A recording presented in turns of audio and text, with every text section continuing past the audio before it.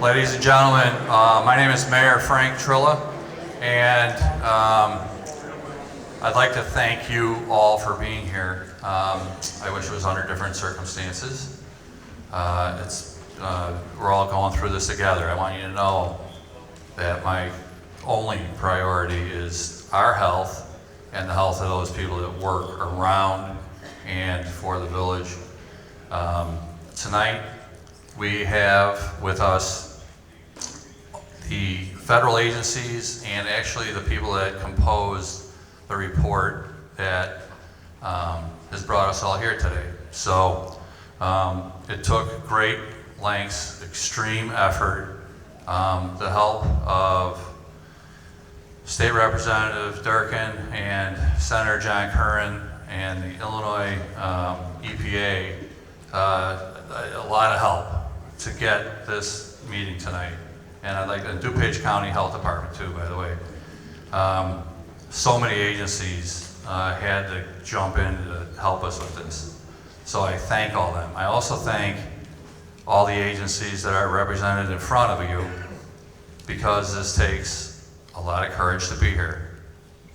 And I know we all have a ton of questions. Now, a lot of questions have already been submitted to the village, and ultimately, Congressman Foster, who is a scientist and understands this language a lot better than I do, is going to be our moderator tonight. But just, we'll be underway in just a second. State Rep Jim Durkin for 1 minute. Mayor, thank you. I appreciate you bringing this to my attention last Thursday. Both Senator Curran and I, and when we spent the weekend trying to dissect the report that came out from the US Health and Human Services. So I'm here like many of you. I live in Western Springs. I don't think I'm in that zone, but the fact is, in Willowbrook, I'm familiar with the region. This is my area. Our concern, John Curran, Frank Trolls, and everybody here, is the health and safety of everybody who lives not only in the Willowbrook area, but also in the surrounding area. So tonight is about finding out what exactly is going on, what is being done to correct the problem, and at the end, what is the quality of health for the families and workers, everybody in this region that are within that area of Sterigenics.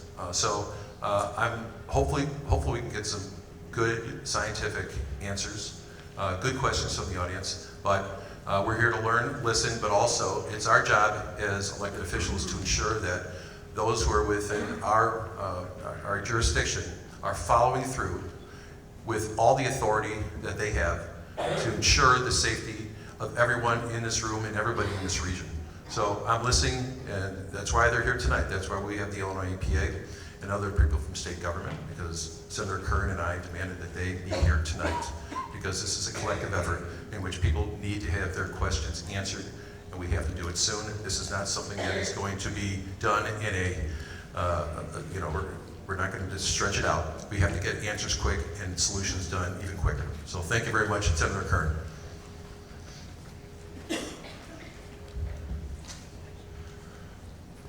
I, like you, have a lot of am very concerned and have a lot of questions. Tonight, we're here to get answers. And this does not end tonight. There are going to be additional follow-up information. We're going to continue to pursue this so we have every question answered, every concern addressed, and an action plan going forward. So I want to introduce the individual that's going to help us moderate this and get these answers for us tonight, our congressman in this area, Congressman Bill Foster.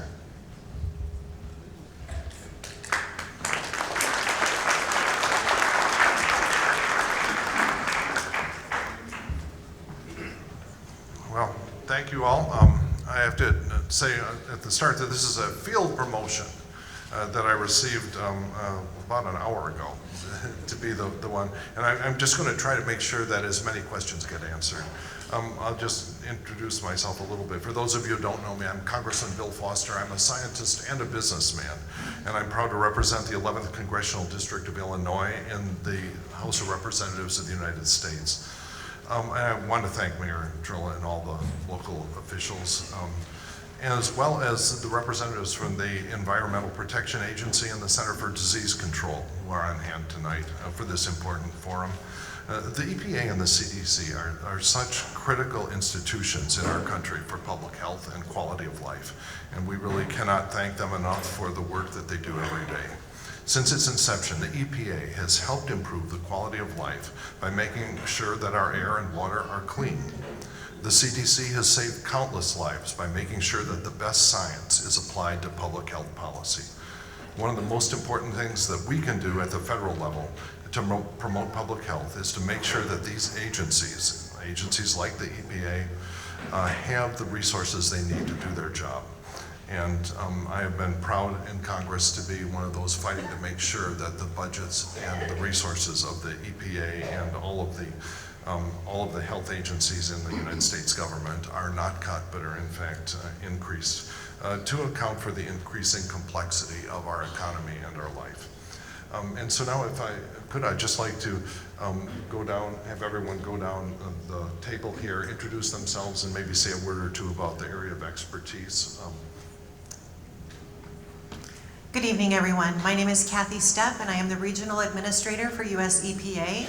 I'm located out of downtown Chicago, and we are responsible for the EPA's activities and working with our partner state agencies as well in protecting public health and the environment. So thank you so much to the mayor for the hospitality and for convening this meeting. We're very pleased to be a part of it, and we're here to answer as many questions as we can tonight. Thank you. Good evening.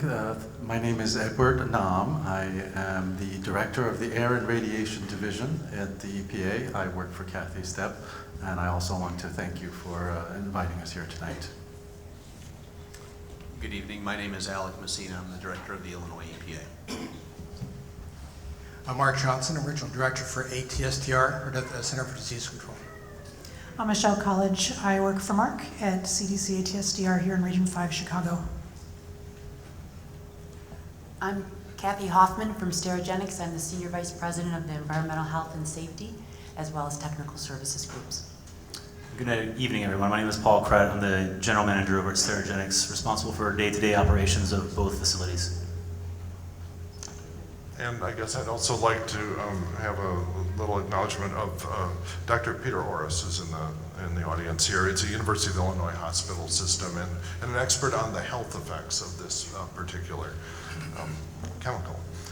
So what we have here is that there was a call for questions over the internet, and a number of questions were submitted. So what I'm going to do is start with those. We've tried to sort them in some sort of sensible priority order, and I will go partway through those, and at that point, when we get about halfway through them, it's a fairly thick set of them, I will start taking some number of questions from the podium there. And so it's too early to line up, but I'll give you a few minutes warning if you just line up on there at the microphone, and then we can start mixing in those questions. So the first question is, I guess, to anyone who is on the panel who's willing to take it, is the simple question: how can we be sure that the controls that were installed in July are in fact working? And I'd be happy to direct that to the Illinois EPA. Sure, Kathy. Congressman, I'm wondering, maybe it would be helpful if you wouldn't mind, and if everybody would indulge me, I can give kind of just a couple minutes background on what brought us here to tonight, and that might put things into context a little bit, and then we can go right into the more specific questions, if that's okay? Sounds fine. Is it okay if I stand up there and then people can see when I'm talking?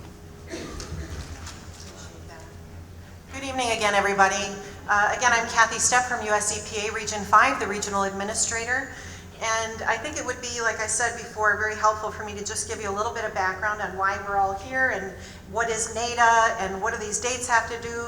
Ethylene oxide, something probably a lot of people haven't ever thought about before. So I just want to give you the background on the activities so far, and then just a quick snapshot on what we're doing currently and then going forward as US EPA across the country on this topic. So back in around, I think it was like late spring of this year, our folks in Region 5 in the Air Division that Ed runs for us had seen the draft report of something called NATA, and that's N-A-T-A, and that's the National Air Toxics Assessment. It's a study that's done by US EPA about every 3 years where they take a look at all of the different chemicals and compounds that are used in manufacturing for one reason or another, or the actual manufacturing of those chemical compounds. And they evaluate, you know, what is the status of the science? Is there more research that needs to be done? And they do that research then, and they put out that report.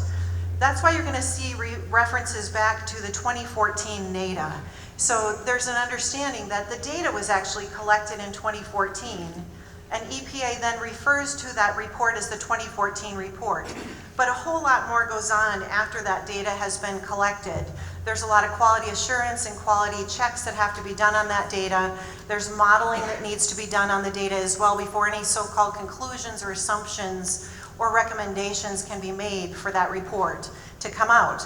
And so you fast forward now over a few years of research that had gone on after the initial 2014 data gathering period, and that's what we have today that we're talking about, which is the NADA, the 2014 report that was just released a couple of weeks ago. So that gives you a little bit of background on that.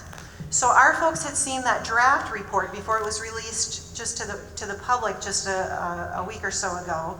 And they saw that this particular chemical was on the list, and they saw that some of the science had changed and been updated, and proactively decided, you know, we've got a facility that's not far from our headquarters here that actually uses this chemical, and maybe we could go out and do a little bit more information gathering. Instead of just looking at the modeling, which is theorizing, they decided to go out and to do some testing out at the site. And they did what's called a grab sample, which is just kind of a snapshot in time of what's actually happening at the site at that moment in time. So it's not a long-term monitoring effort, it's just a quick picture, if you will.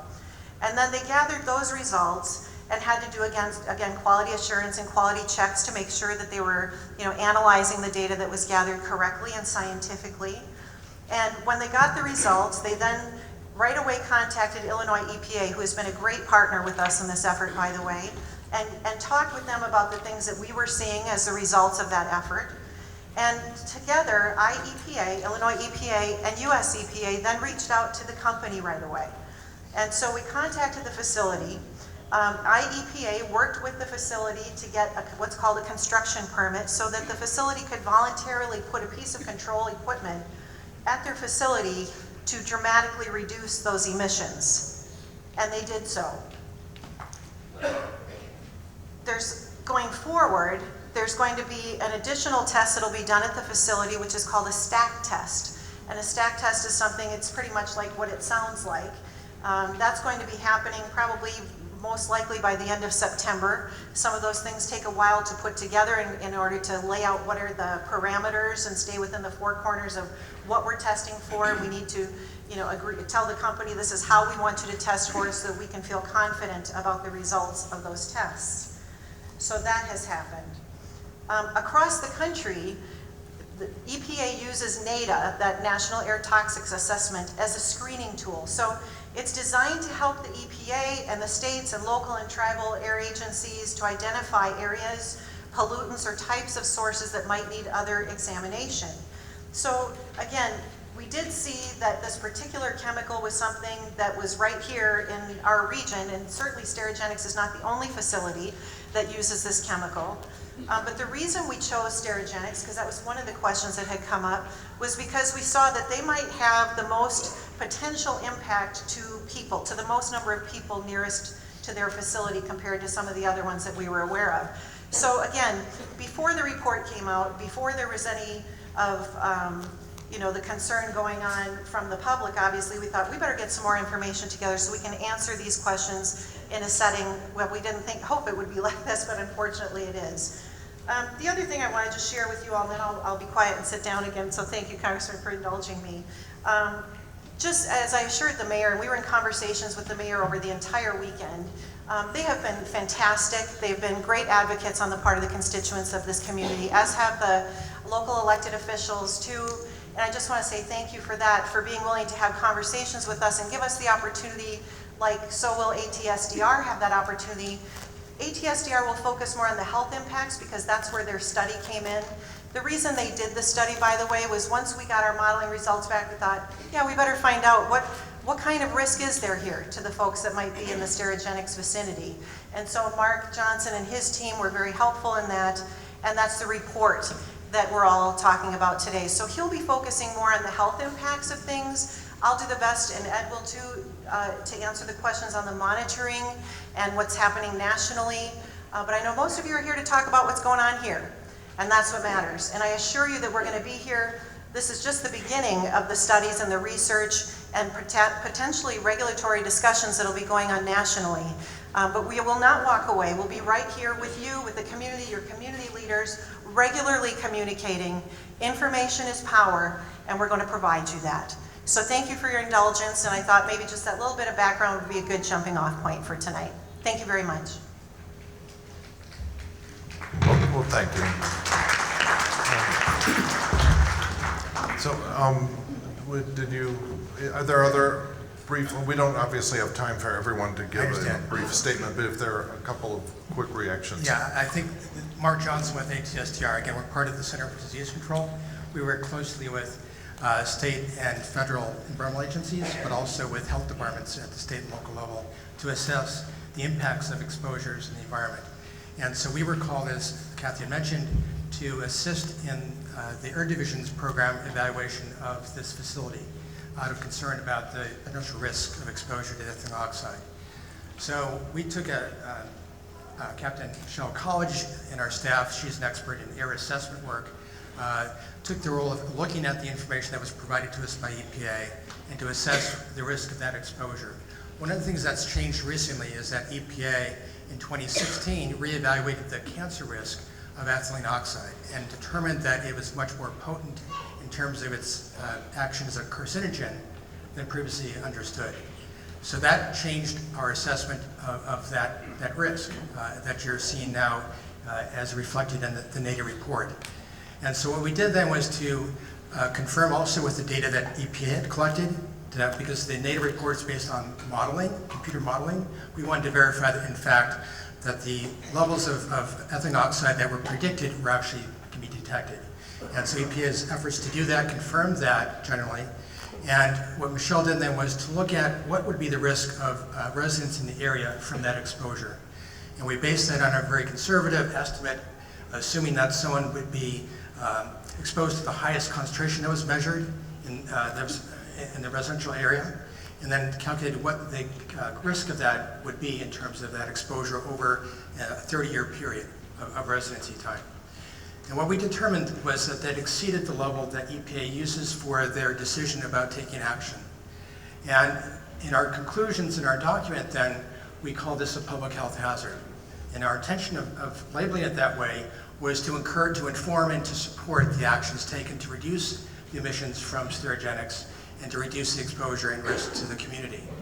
Unfortunately, the way the communication strategy fell through did not allow us to really put this into context. And I think the result of that is a bit more of a reaction to our report, which is a very technical document. It was intended to be sent to EPA to support their decisions. We did not intend it directly to be reflection or to be a tool for communication to the residents. So we're hoping to clarify some of those conclusions tonight. One of the things we did in response to the mayor's request is to provide a follow-up statement, which we then gave to the mayor's office on Monday. He posted on the website as a follow-up to show that we would not consider, even though the risk was something that we felt was actionable, it was not one that indicated an immediate health threat or that there was an emergency situation. However, it was a needed action to take to reduce risk to the community from a long-term lifetime exposure. So we're now here to answer questions from you to clarify any of those points. I do want to emphasize, though, that the concern people may have about this, that we also work closely with health agencies. DuPage County Health Department is very helpful in discussing our future actions here. We also work closely with experts at the University of Illinois in Chicago, the Occupational Environmental Medicine Group, Peter Orris, Dr. Adita Biaz are here. We have pamphlets in the back. They can be a resource to both residents, but also your physicians about any health concerns you might have about exposure to ethylene oxide in the community. We're also planning to reach out to through local healthcare providers, either through grand rounds with physicians at local hospitals to inform them about the information we have about ethylene oxide health exposure issues. And so that they can be a resource to their patients in answering questions they might have about their potential exposure as they then evaluate and assess their patients. So we wanted to clarify the issue. It's not an immediate health threat. It's not an emergency. It is something that we think is a concern that we are recommending strongly that action be taken to reduce emissions and to reduce the risk to the community. Could the speakers please either stand or go to the podium so that we can see who's speaking? Thank you. All right, I'm sorry. We'll do that. Yeah, well, we will, I'm not sure how we'll handle that. Delay things a little bit. Let's see, I was wondering, given the introductory speech, is there a statement that Sterigenics might be interested in making, or should we just wait for questions? We'll just answer the questions. Okay, all right. Thank you. Well, then maybe I will abuse my position as moderator to actually ask a question having to do with the nature of the science that made you change the thing. It's my understanding that there were health effects seen among workers who used very large amounts of this gas and had leakage in the equipment. So they were exposed to a certain level and health effects were seen. And how did the levels at which health effects were seen compare to the levels that were detected by the off-site equipment, in Willowbrook? Right, All right, just stand for a moment, wave, and now you can sit down. Now we can sit down.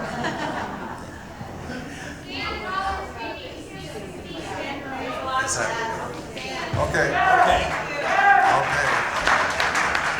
All right, now you can see me. All right, so much of what we know about chemical exposure, particularly ethylene oxide, is based on studies of workers who work in the sterilization industry. And so they've been exposed to much higher concentrations on a continuous basis for many years. So that serves as the basis for evaluation of what is the hazard of exposure to chemicals. And from those studies then, they determined that there is an increased risk of specific types of cancers related to exposure to ethylene oxide.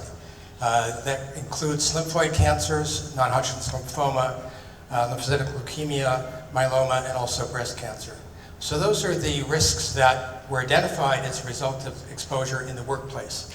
Those levels, though, are much, much higher than we've ever even predicted here in Willowbrook, probably in the order of 1,000-fold higher levels associated with those effects. But we're assuming that there's a linear relationship. So we want to make sure that the levels of risk here are far below what we would consider to be health effect levels. So we build in safety factors to make sure that the exposures that are here are safe and not associated with health effects. So that's really the foundation for our assessment. And I mentioned those studies indicated that it was much more potent in terms of causing cancer than we previously thought. And that's what's led to this reassessment of this toxicity and now highlighting these facilities around the country where this is present and being released and then affecting communities.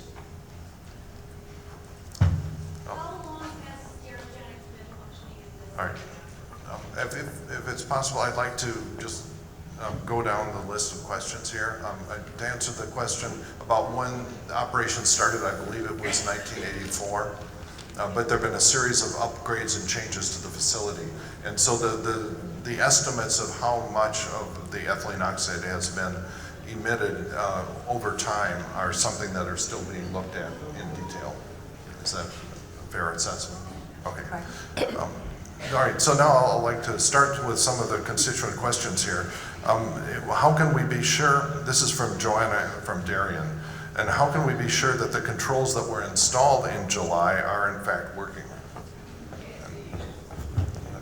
Thank you. Alec Messina, Illinois EPA. So we received from the company yesterday actually a testing protocol so that we can ensure when the testing does occur that it's done under representative conditions so we can truly understand what is actually happening at the facility.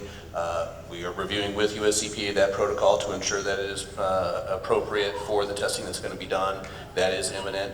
in answer to the question as to whether we can be sure that it is working, this is something that we are familiar with. The venting to the scrubber is something that is common to other facilities. It's something that our technical staff is familiar with at other facilities throughout the state and elsewhere. And so we do certainly believe that it will be effective, but certainly the testing is obviously a necessary component to ensure that what is actually happening in practice is what we believe will happen.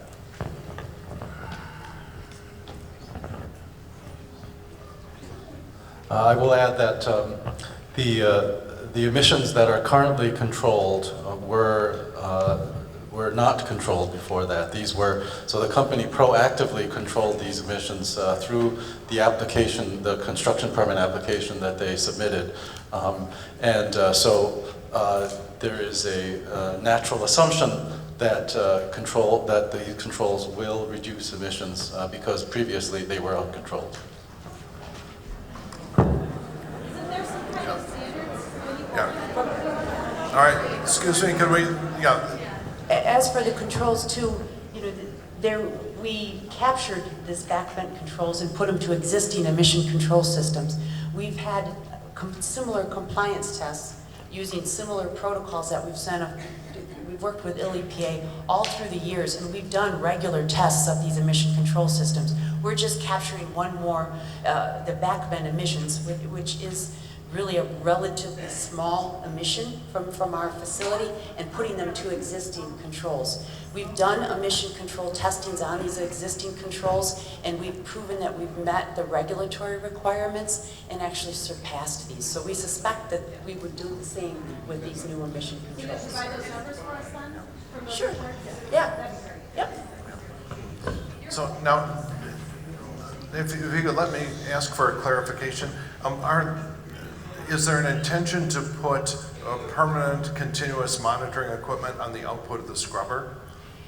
Or will you continue to spot check? We utilize a few different emission control systems within the facility. And with those, again, along with the NESHAP regulation, again, we are committed, we're heavily regulated, and we're committed to compliance to those regulations. We've done these emission control tests, and we've established parameters that will match to make sure that those are operating properly.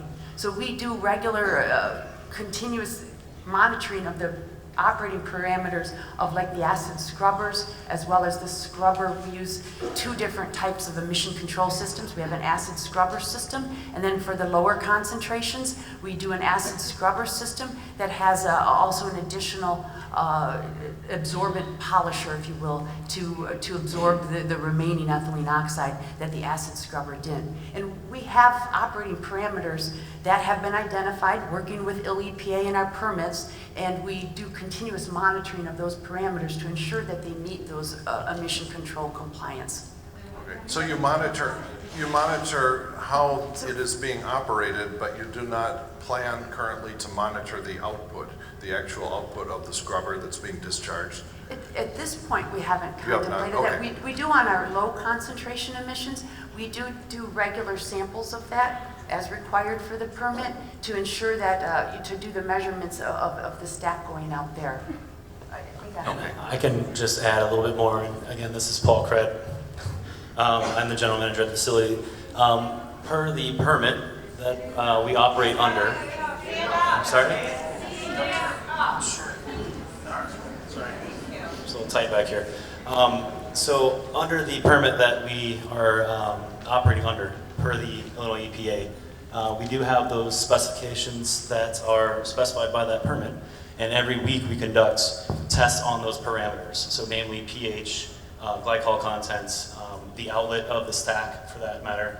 All those things are continuously monitored on a weekly basis. So the parameters are set up through the performance testing that we conduct with the Illinois EPA, and once those parameters are nailed down, so to speak, then the weekly testing confirms that we are operating within those specifications to ensure efficiency. The stack is your vent that's on the roof. Is that what it is? It's venting out and it's emitting fumes, or what are you talking about? Stack. That's your vent Yeah, could you repeat? That's correct. Could you repeat the question if we're going So to, I guess, elaborate a little bit on what Kathy was describing, we have two different emissions control systems. The vast majority of the high concentration emissions come from the chambers, right? And they go to what is an acid scrubber first, and then I should say, and then the other emission system then is for low concentrations, which has an acid scrubber to begin with, and then a dry bed system, which is a catalyst, so to speak, that absorbs ethylene oxide. And then before the emissions go up the smokestack, so to speak, to atmosphere, that is the port that we are talking about. That is where the emissions are measured, and per the permit, they are required to be less than 1 part per million. And that is measured every week, as well as the other specifications I was describing, which is the overall level of the, the solution inside of the scrubber, as well as pH and other things. Excuse me, I'd like to say something. Well, I received excuse my me. education at Northwestern. All right, excuse me, in order to get this done in a reasonable manner, we're going to have to, I will do as I said, to start with the questions that were submitted in advance and then open it up for general. Your monitoring is not enough. I've worked in intensive care at Northwestern Memorial, both doing research with hazardous gases and patient treatment. Our respiratory therapists are doing, monitoring for OSHA regulations to protect our patients, employees, visitors, every 1 to 2 hours. And you do them, what, once a week? If you want to respond to that. I understand your frustration. I'm going to leave this community because I do not trust you people. I don't trust you.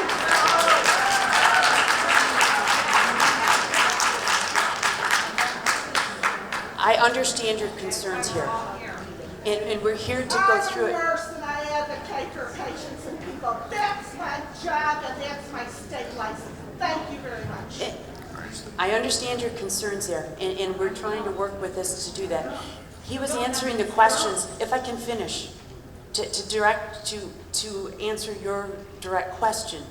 He was answering what we do with emission control systems. In addition to that, we do throughout the facility have continuous monitors that are in place to measure ethylene oxide concentrations. In addition to that, for the health of the employees as well as the community. So then how did this happen? So how did it get to this stage? You know what, I think we should start the line, because the only way they're going to answer our questions is if we stand up here and ask them. We don't want to know the answers to your questions. We want you to hear our questions. Okay? Thank you. All right. My first question for you. Excuse me. Yeah. I am supposed to be running this. Right, but you said that we would be able to. Right. We don't want to These hear questions. your Yeah. Look at these are real constituent questions as well. They were, and believe me, some of them. No, some of them are as aggressive as things I've heard from the crowd. For example, let me go to the next question. It's not aggressive. My first question is, do they own the building or do they rent the building? Do you own the building or do you rent the building? It's an easy question. Ma'am, we rent both buildings. Beautiful. So I really don't think, I think we're kind of wasting our time because all we need to do is go to the landlord. I think I speak for the majority of the people here. We want you out. Goodbye. We don't want you in our community. And you know what? Shame on you for putting a place like you run in our community around 4 schools and a daycare. Shame on you for doing it. You have to go to bed knowing that even one child in this community getting sick, or one of our older people getting sick, it's too many. Shame on you. Ma'am, if I may. If I may. No, you may not. How many plaintiffs' personal injury lawsuits have been filed against you so far from residents in this community? Can you repeat the question, please? Certainly. How many plaintiffs' personal injury lawsuits have been filed against your company from residents in this area? I do not have the answer to that question, sir. Meaning you don't know? Meaning you don't know? No, sir, I do not know. You're the general manager? Could you repeat the question? I'm going to say it a third time. How many plaintiffs' personal injury lawsuits have been filed against your company from residents in this area? To the best of my knowledge, none. So far? Okay. Thank you. All right. please, let's at least respect the line here and have every person get a chance to ask one question, and then let the people behind them have a chance to ask their one question. How many people have alleged illness as a result of the ethylene oxide exposure so far from this area? To the best of my knowledge, none. Okay, all right. Next question, you got an answer to your question. Please let the person behind you have a chance. I want to say I'm a breast cancer survivor, and I've lived 3 blocks away from your company for 33 years. I want to know, if we're not in immediate danger, what is immediate danger? Is this equivalent to smoking a half a pack of cigarettes a day? Is it equivalent to living in a basement with radon? Is it equivalent to living 100 miles from Chernobyl? Would you consider any of these immediate dangers? No, but they are all long-term risks of cancer.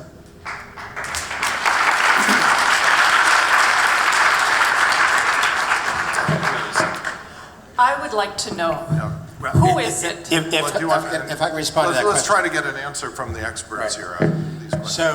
So there's 2 aspects to that. One is that in our assessment of the cancer risk, we then estimated what would be the additional risk on an individual basis compared to your background risk of breast cancer or any of the lymphoid cancers that are the targets for this.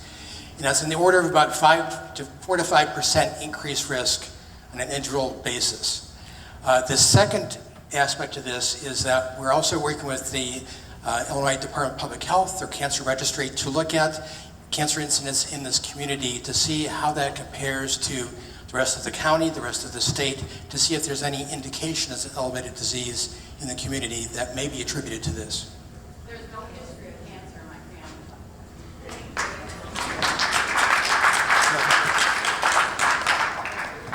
This question would be for the politicians in Willowbrook. I would like to know who gave a permit to a company of this nature to operate in a residential area, a highly populated residential area with 4 schools and a daycare center in the immediate vicinity. Who allowed this to happen in the first place? There's a very easy way to fix all of this. You shut them down immediately and get them out of our town. We don't want you here anymore.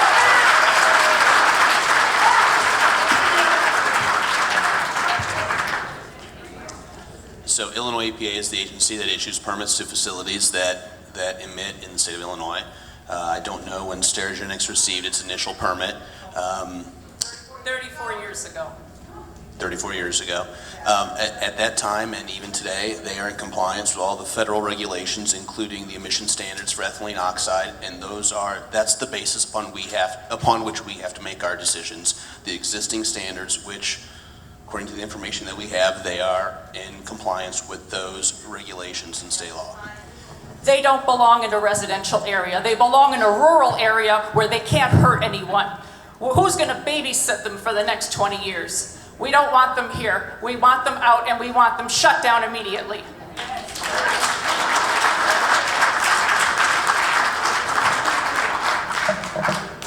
Hi. I just found out about this. I'm a resident of Darien. I have 3 kids.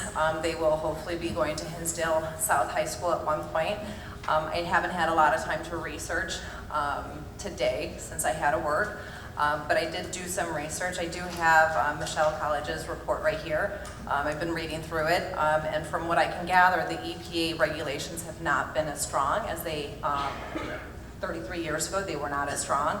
The last administration obviously put in new regulations, and this is why these testings are happening. You guys are a 24-hour facility, meaning that you guys do release these chemicals possibly 24 hours a day within a residential area. And in 2013, there was an emissions leakage. In 2015, Governor Rauner paid $50,000 fine for that leakage. So the fact that you guys don't know that there's any fines or any lawsuits is beyond me, since it's already plastered all over the news. Not only that, but this current administration is looking to take back some of those regulations. So the concern now is that you guys are doing the testings, you are looking into this, but what happens when these regulations, if these regulations are going to be taken away from us? Are you going to stop? And not only that, but here it says it says the conclusions is if measured and modeled data represent typical ETO ambient concentrations in ambient air, an elevated cancer risk exists for residents and off-site workers in the Willowbrook community surrounding the Sterigenics facility. These elevated risks present a public health hazard to these populations, which it seems like at this point you're trying to retract that statement. And your recommendation was, ASTDR recommends that the Sterigenics take immediate action to reduce ETO emissions at this facility. Now, since 2013, I have spoken to a few people here, and I would like to know, this question is more for the community out here, how many people that have lived in this area for 33 years know somebody or has cancer, has died from cancer, has leukemia? Please stand up, because that is one of your questions of how many people have it. And there you go. And one of your recommendations is that the IDPH investigate whether there are elevated cancers in the population surrounding the Sterigenics facility that are consistent and with those associated with chronic ETO exposures. There you go.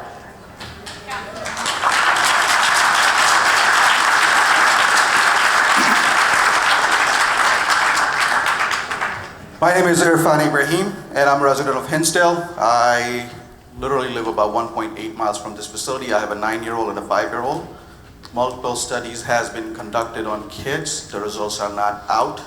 So I'm worried about my kids' future. And as the seniors have paid price for the last 34 years, who's accountable here? And my next question is, the state of California actually classified ethylene oxide a carcinogen on July 1st, 1987. What took us so long? 2016, EPA wakes up and tells us that it is potentially harmful to human being, to a carcinogen, cancer-causing substance. So I would like community to just decide here, how many people think that this company should not operate from now on till they prove that they are not causing any of these side effects?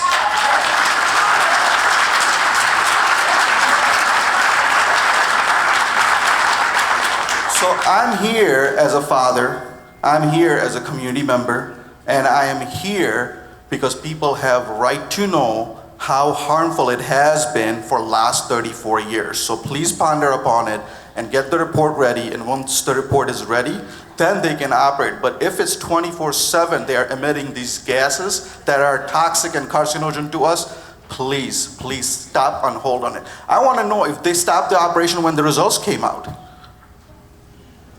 When the results came out, did you guys stop the operation and say, let's take 8 hours out of 24 hours and think and decide here? You guys did not. You were still emitting those gases. So I'm sorry. It is very upsetting as a father of a 9-year-old and a 5-year-old that I live 1.8 miles from this facility. So please ponder upon these questions.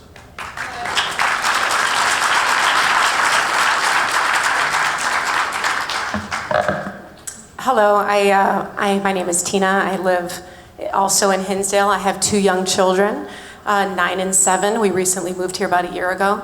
My concern is maybe primarily for the EPA. I'd like to know who is held accountable for the testing and how consistent are they with the testing of the air quality in Willowbrook and the surrounding areas?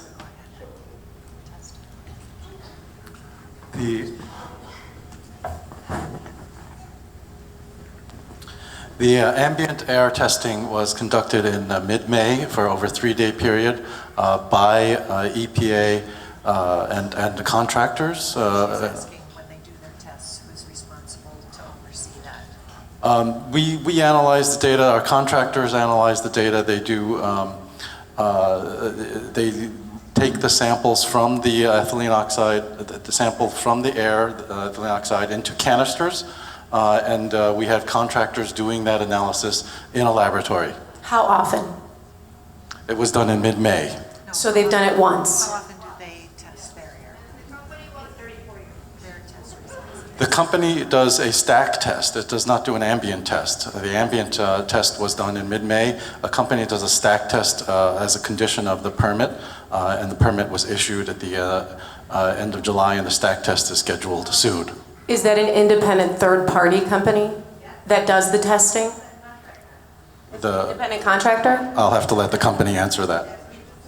Is that a surprise test, or is it just they get noticed? The testing you do every week, is that an independent contractor that tests that air quality? The compliance tests that we do on our emission control systems are done by third parties.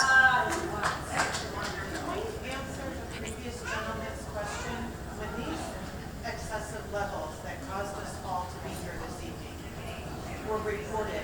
Was anything stopped? Were operations stopped? Are you talking about when the report was issued? When these levels were measured as high, and this was discovered, did anybody stop these emissions at any period of time then or since? We worked with, as far as the ASTDR report, can I finish? As far as the ASTDR report, when it was filed, we saw it when it was published as well. So we first received it last week too. And we too were surprised with the results and are trying to work with the agencies to address these issues. As far as the monitoring results, they had done the results and shared them with the company. The company has looked at them. We've hired some consultants to review these, and we too are we're trying to review these results. There's a few issues that we have with them. Some of the results, there's a few different things, is that the measurements of some of the results are consistent. The EO in the background that is naturally occurring in background was not considered here. And we're trying to work with them to be able to just look at these to see, if they make sense and what else we can do. The one thing when they shared the results, we had already had a permit application in and had been discussing this emission reduction project with the EPA for the last few months. And when we saw those results, we worked proactively with the US EPA, and EPA said, I've got this project that will reduce the actual emissions from the facility by 90%. And EPA worked with us to accelerate the permit, the construction permit, and we gave immediate attention to install those emission control systems.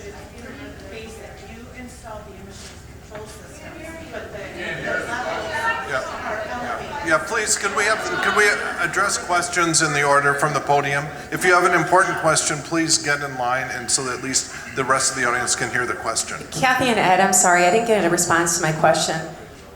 Willowbrook and all the neighboring towns, do we have air quality testing that's done on a continuous basis that is open to the public for everyone to see? Who is responsible for that? And where are those tests? So we did, as I mentioned, we did ambient air testing, monitoring. That was once. You said once in May. Once in mid-May, I'm that's talking correct. about continuously.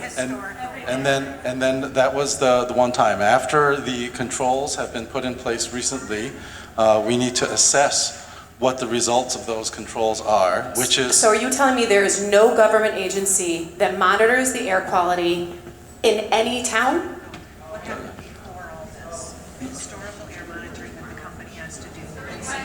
That's a stack test. That's a stack test. So there's a difference between a stack test and an ambient air monitoring test. So the stack test was done in the past. There's No, I'm not talking about at the facility. I'm talking about in general, in towns, in the surrounding towns and in Willowbrook. Who is responsible for air quality testing? Whether it's Sterigenics or any other company. You mentioned there's other companies that are polluting the air. Who is responsible? So the air quality monitoring, we will have to assess that on a case-by-case basis, and the agency will be looking at this facility as well as others, whether further air quality modeling. Let me try. Okay, I'm going to give this a shot. Thank you for your patience. So, companies regularly have to do, everybody that emits something into the air, Illinois EPA has their particular rules, state-specific requirements. on times of how often, frequency of monitoring, reporting the data into the agency. Many times if it's a large emitter, they have to report that data to the US EPA as well. And so those are primarily the two agencies that are responsible for receiving the data from companies that emit anything into the air pretty much, and collating that and making sure that there's compliance. Different levels of compliance assurance include inspections. They're not always regularly scheduled inspections. They're many times, surprise inspections to make sure that facilities are following the rules of their permit and that they're not emitting past what the limits are of those permits. So it's predominantly, the short answer is Illinois EPA, US EPA, we're the ones that look to see what's being emitted in the air. And Illinois EPA predominantly sets the limits of what those can be based on federal and state rules. But you're not testing on a consistent basis, is that correct? Well, there are regular testing requirements from every facility that emits. They're not all on the same schedule. What are those requirements? It depends on the size of the facility and what they're emitting. So permit conditions are set at the state level. And so they make those requirements written right into the permit before the businesses can open their doors. So from what I understand, the EPA, if you aren't checking air quality in towns that have possible toxins leaching from the stack, you are not, if you're not testing the air quality on a consistent basis, this has gone on how many years? So I don't lay fault with just Sterigenics. The EPA is held responsible just the same. Okay. You should have been testing, you should have been on top of it. You just accept the reports that you get without doing your own testing. Well, it's not just about the testing. So there is compliance assurance, there's inspections that the facilities are subject to, where Illinois, whether it's state enforcement inspectors go in to do regular inspections, or the federal government comes in and does inspections, but there aren't... Inspections are not air quality testing. No, I understand, but what I'm trying to just paint the picture for everybody is, there aren't giant air monitors in communities across the landscape in the country that's always measuring and gathering data. That would be I can't even imagine how you would accomplish that task. So instead, the way the regulatory system is set up is based on emissions of facilities. Emissions for 35 years and getting people sick? Well, that's what we're hoping isn't happening, but certainly we're evaluating that. So, that is happening. But if I could, thank you, and I just want to make sure everybody understands how it's done so that you understand the background of it. So the way the regulatory system is set up, facilities are issued a permit, they're given the limits on what they can actually emit, they can't exceed those limits, and then there's two agencies that actually enforce in the event we find out that they have. So that's how the system is set up, and I'm not saying it's the best, and I'm not saying it's the most protective, but that is the way the system is set up. So the question could you move the microphone a little closer? scrubbers, polishers, catalysts, whatever you want to call it.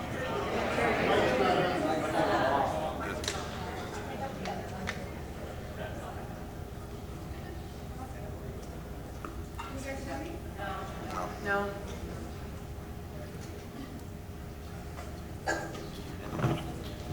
Hello? Okay. So the question was, you've implemented scrubbers, polishers, catalysts, whatever. However, we've had a history of abnormal results coming through, fees being paid, and only now you're doing something about it. You and you. Why weren't you doing something earlier? This isn't the first time that they can utilize this kind of technology to take care of this situation. They do this in other areas.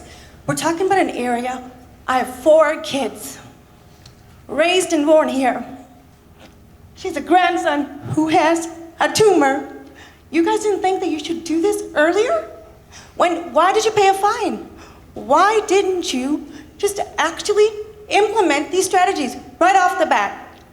How many schools, how many kids are affected? 3 schools in the neighborhood. What is the response? She was asking who is responsible. It's a combination of you and the government bodies who allowed you guys to come here.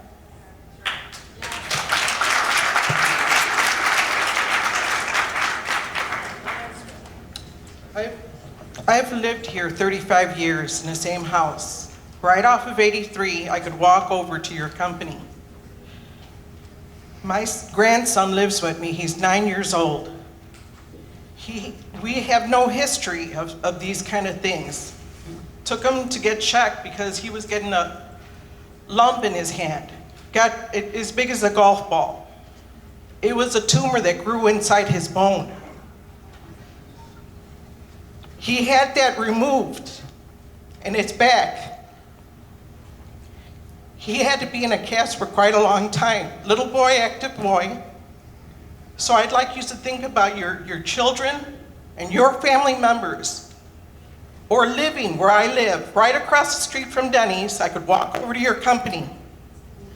And he's dealing with this ongoing problem. Now, he has to have his body scanned from head to toe regularly because chances are that it's going to come back. They were amazed that a little boy got that because it's not something that children get. It's something that older people get. Someone like me should be getting that, not my 9-year-old grandson who's lived with me. So when you talk about air quality and whatever, think about the quality. Do you want your children to be breathing? Should you be living across the street? That's the best kind of test. Right. Do you want to live here? It's shameful. It's shameful that you don't have a conscience. To talk about air quality, that's the best test. Talk to some of the people here who have health problems, but a 9-year-old, and we don't have those kind of health problems in our family. And the concern is that the tumor will go to his lungs. That's something we got to think about. He's got the scar on his hand. We're trying to save the bone. His ring finger, it's in the middle of his hand. And it was removed and now it's back. And this is a short period of time. I hope you really think about that.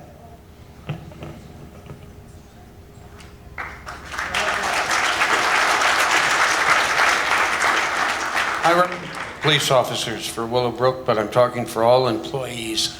What actions are you going to do for not only the employees that are currently working?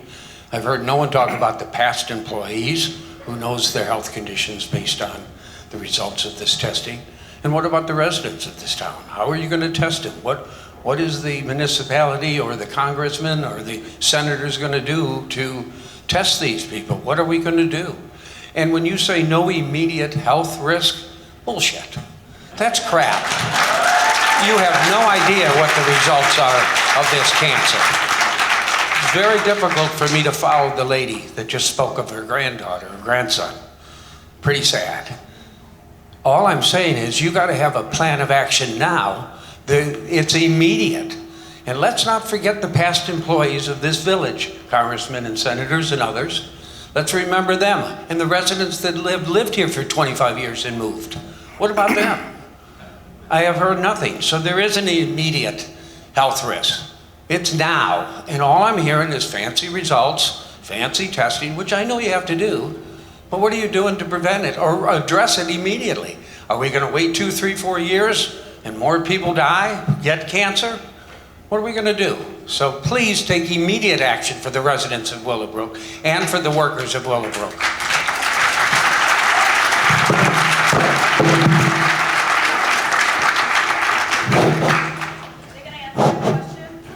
My name is George Bonner. I live in Hinsdale and have lived here since 1963. I have a question that basically is to the CDC. Is ethylene oxide considered an airborne toxic pollutant? Yes, it is. Do we know the LD50 of that agent?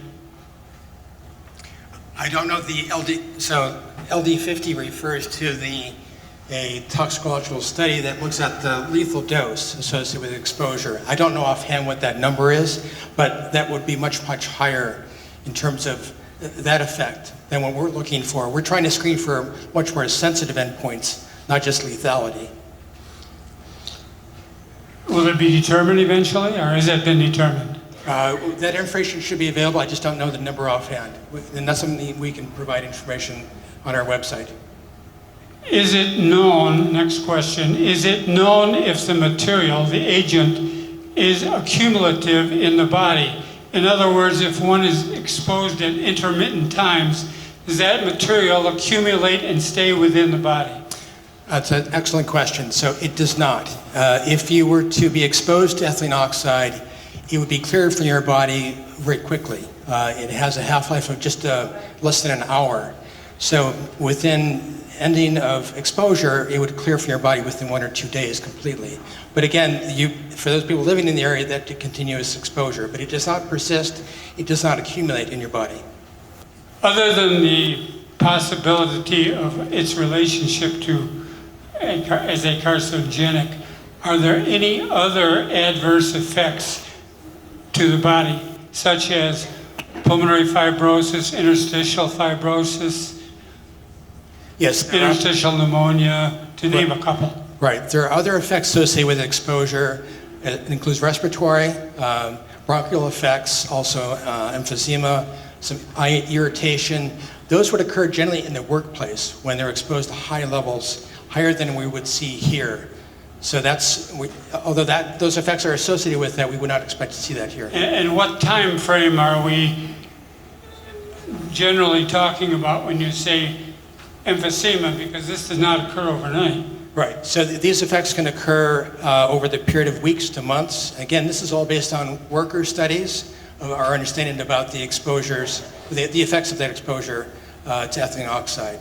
So if it's weeks to months, there must be some cumulative effect. Well, ethylene oxide is a very reactive chemical. So even short-term exposures can have effects on the tissues that it's exposed to. But it does not accumulate, it does not increase in your tissues. It's cleared, but it doesn't mean it's not reactive. Has this been tested in laboratory animals? Right. There's certainly animal studies that have looked at this, but also we have data from human exposure from, as I mentioned, the worker studies. Now these studies, and I'm being the devil's advocate, I understand, were they done at the request of the company, or were they done by private government agencies or other reputable agencies, and were they replicated, in other words, duplicated? Now, these are studies that are conducted by NIOSH, the National Institutes for Occupational Safety and Health, also by the National Toxicology Program. So these are independent, usually funding that goes to academic research laboratories or government laboratories for that kind of testing.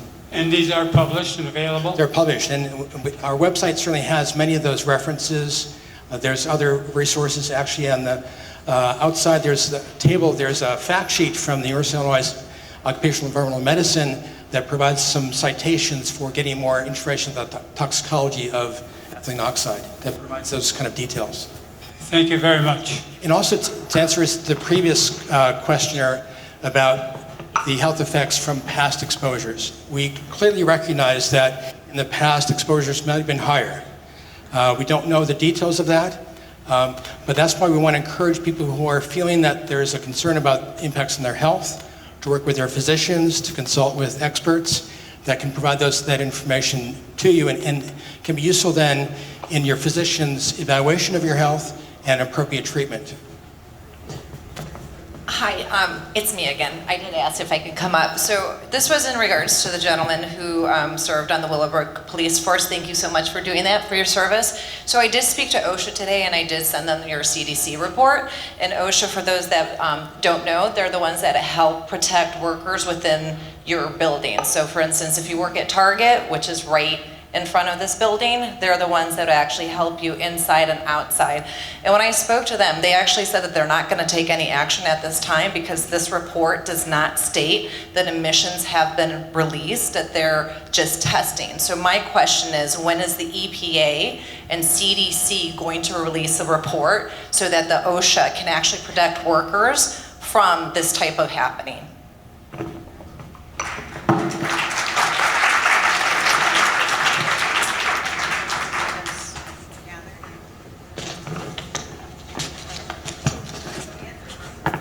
So we are we're evaluating the information at this facility and others as well to determine what the next step should be and what the risks are. So there's a lot of information that we need to gather in terms of what the emission levels are now and what the air quality is like around here too. So this is answering the question about the monitoring as well, and we have to determine whether we will do subsequent monitoring in this facility and what kind of monitoring that is. Now I want to clarify something. There's a lot of new science here. As we mentioned, there's the ethylene oxide was reclassified as a known human carcinogen in 2016, and before that it was not. It was a probable carcinogen as far as the EPA knew and as our policies was concerned. The chemical itself is hard to detect, and that's why ambient monitoring is not necessarily an easy solution here. We don't have the capability to measure ethylene oxide at low levels, at levels even that exceed the 100 in a million threshold of that risk threshold that is outlined in NATA, in the National Air Toxics Assessment. So the science is pretty young on this right now, and that is why EPA is devoting resources to do research on this. Our Office of Research and Development is investing money into determining how to measure this chemical. It is at this time not known how to monitor ambient air on this clearly.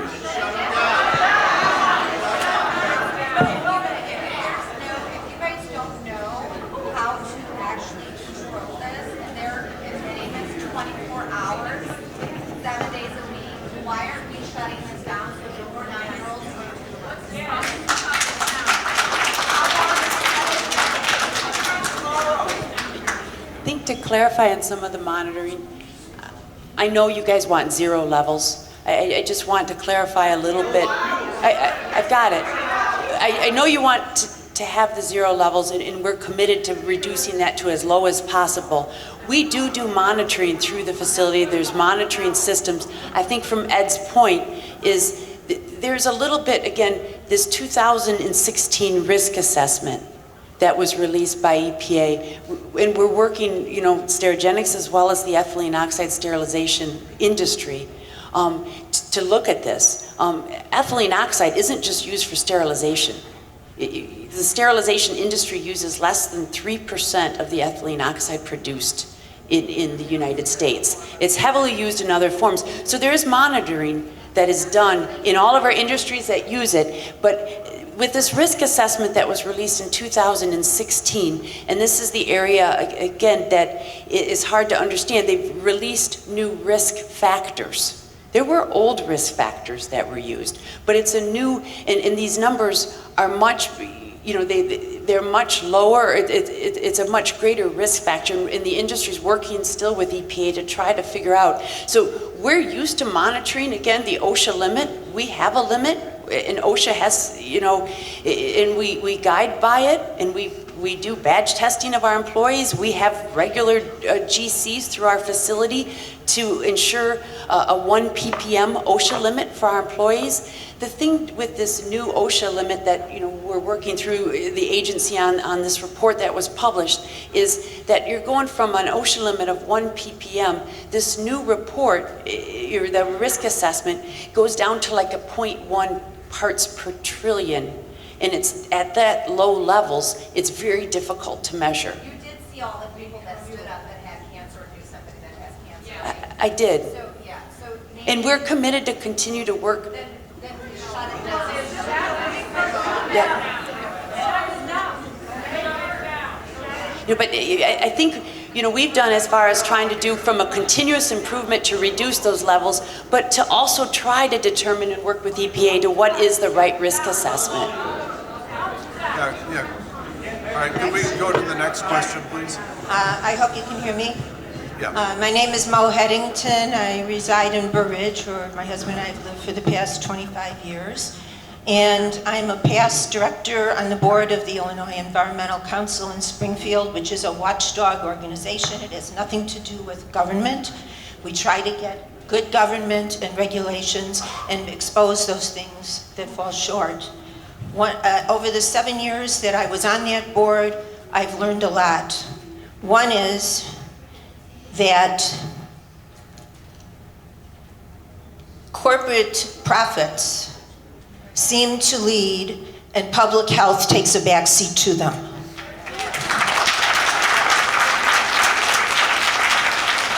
And I'm just so happy that so many people showed up because for too many years, environmental issues were marginalized as the duck and bunny issues, when in fact these are all public health issues. But how many of us know what's in our own communities? So my observations are these. Number one, the fault lies with any municipality that has zoning laws that allow for something like this to be in their community.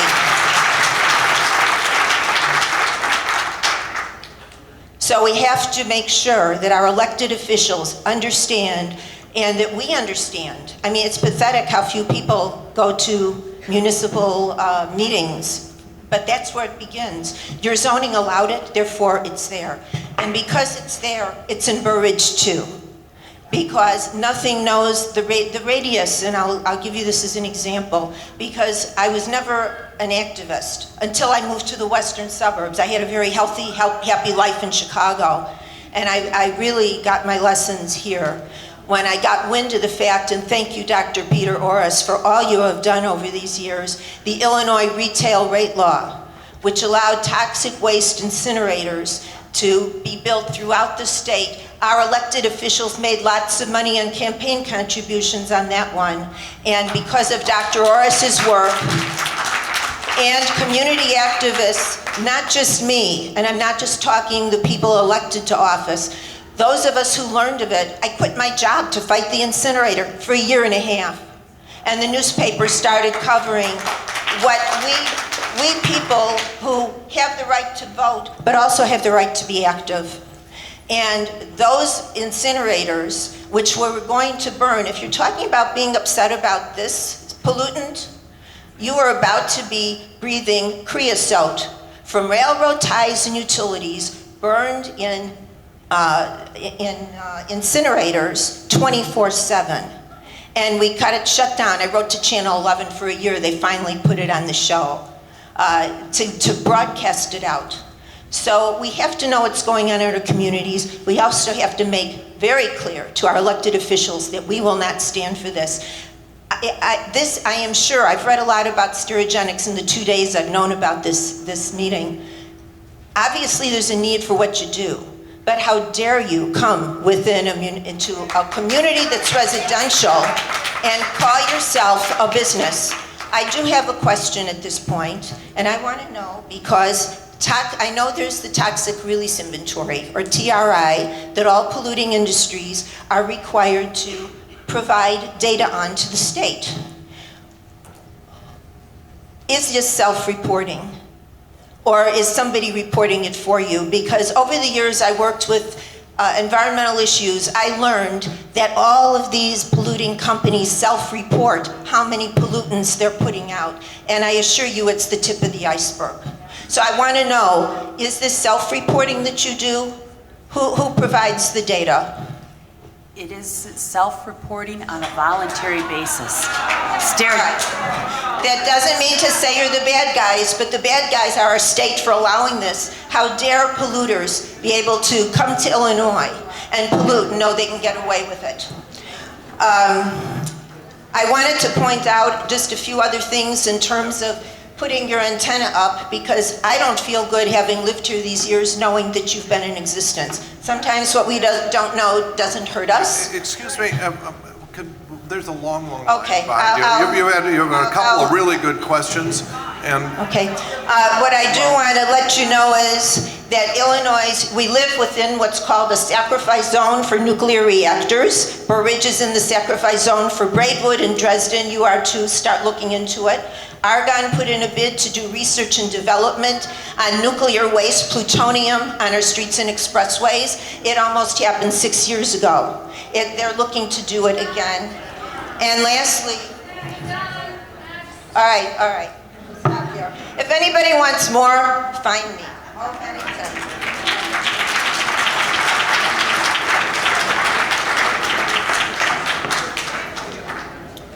Do you have an answer to any of her questions before I ask you mine? No? Okay. I'm Michelle Schmitz, and I basically live across the street from your facility. I've raised my children there. And I have a little bit of a different question today. It looks like we have two options here, the probability of possibly dying slowly from the air, or we have the other possibility of blowing up, a quick death. This particular chemical is highly flammable, highly combustible. Your sister company in Ontario, Canada, here's the picture, blew up. Okay? And we live in a very, very tight, dense community. So my question to all of you, if I may, is what plan is put in place with the fire department if this takes place?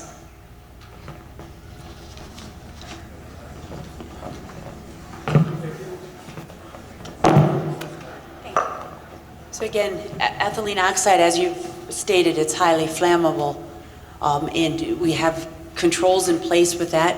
We work with the fire department. The fire department is familiar with our operations. They come through. We do drills, emergency drills to protect against that. Sterigenics, I do want to pause because I think you've seen it. We do have a website set up. I've put the cards out there because just to be able to state some of, a little bit more background on Sterigenics as well as the ethylene, these concerns that you have. They may not address all of your concerns, I understand that. But there's cards here for you. But from answering your standpoint from the fire department on that, we work with them closely and have drills in place for that. And I might want to take, again, just a step back. Sterigenics, and you'll see it on the website, we are part of the healthcare community. I know it doesn't. We're a contract sterilization company that sterilize medical devices that are used in your hospitals in the area here. Many of these products can only be sterilized by ethylene oxide. We know it's dangerous, and we have tried hard to comply with all regulations and to really surpass those regulations, but to use a hazardous substance really for the public benefit. Okay, I do have one more question that I almost forgot. Is the building owned by the EPA? No? Is it leased by the EPA? No. Okay.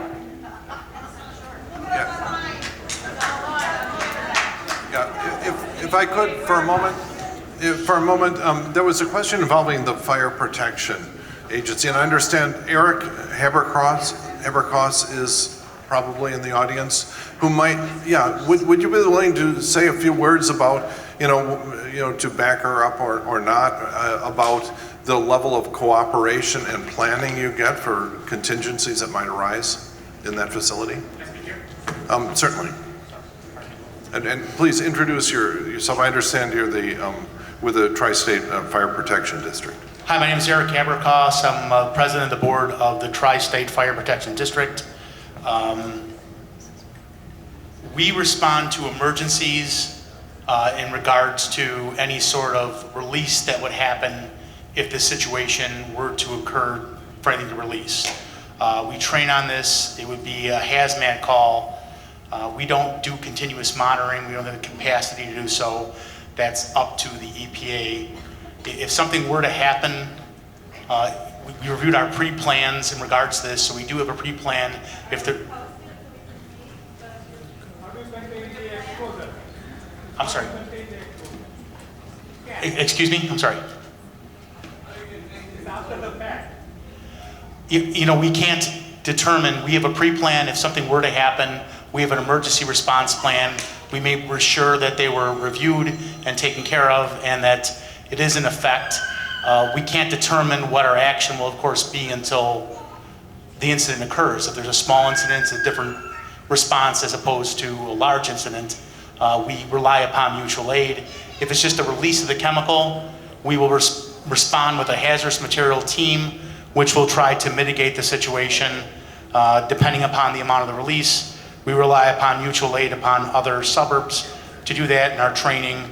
If it's an explosion, of course, we'll respond as if it's fire, and we'll address the situation that way. If there's a release, usually we'll be notified by the company that there is a release. They'll say that there's a release, and they'll...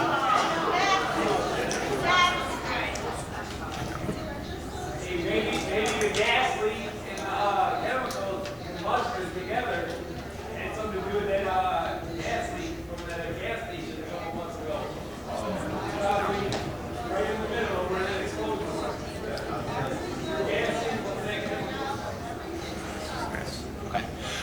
Her question is, if there is an incident that does happen, at what point should an evacuation occur?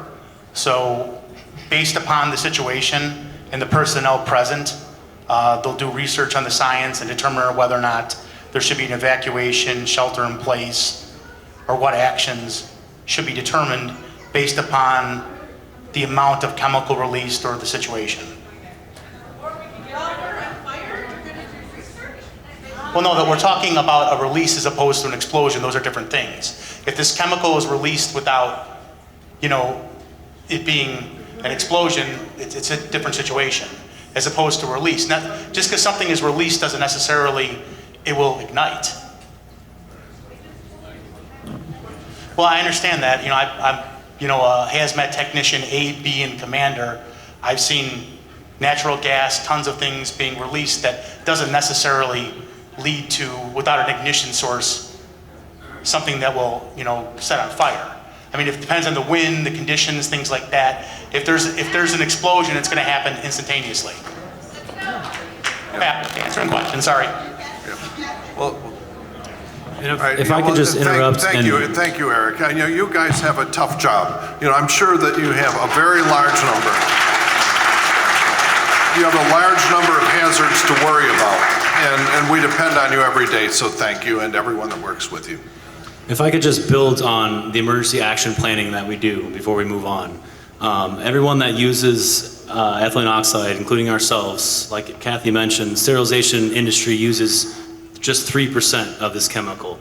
Other people that use it would be soap makers, cosmetic manufacturers, plastics industry, etc.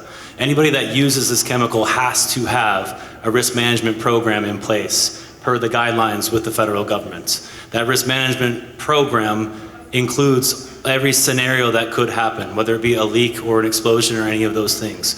Those then lend themselves to the emergency action planning that we do and update continuously and work with Tri-State to do continuous drills, as well as work internally to do scenario acting and that sort of thing, alongside of our continuous monitoring of the facility for any potential leak or any potential hazard. So just to go back to that, which I was trying to say earlier, we do have continuous monitoring in the facility, both on a part per million level, as well as a % of the lower explosive limit of ethylene oxide level or a high concentration level for a leak scenario. That is happening right now continuously 24/7. So in case that there was any sort of incidents, we have all these plans per our agreement with the federal government and the risk management program, and then they are continually updated and vetted with folks like Tri-State and others. And in addition, OSHA has a process safety management regulation in place that we've got an active plan, and they've been through to audit and review that as well. Okay, and before we go to this question, I'd like to insert one that we got online, which was, are there alternative technologies under investigation that could eliminate the use of ethylene oxide? That's a great question. Sterigenics, as I said, we're a contract Sterigenics is a contract sterilization company. We process medical devices, medical products, pharmaceutical products for our customers. We are technology neutral. We employ a few technologies globally to sterilize the medical products. Ethylene oxide, we use radiation, we use machine-generated radiation from an E-beam systems. And we utilize whatever technology is requested by our customers and that will meet the FDA terminal sterilization requirements. Some of the products, that are processed in the Willowbrook facility and used in the DuPage County area, those products can only be sterilized by ethylene oxide to meet the FDA requirements. The alternatives that are used quite often, I know we have some nurses in there and in the hospitals as well, is steam. We utilize ethylene oxide or the radiation. A lot of the products we treat are plastics, and they can't withhold those steam products. They're the steam temperatures there. And they also, radiation will embrittle them and compromise those products. So across the United States, 55% of the medical devices are sterilized with ethylene oxide because that's really the current only source for that. We're always investigating alternative technologies for this. What was that? The other 45% are traditionally from radiation, whether it's from a radioactive isotope or machine-generated radiation. And then in addition, a lot of the surgical products used in the hospitals come in kits because of the wide variety of products within those kits. Over 90% of the surgical kits in the United States have to be processed by ethylene oxide. And again,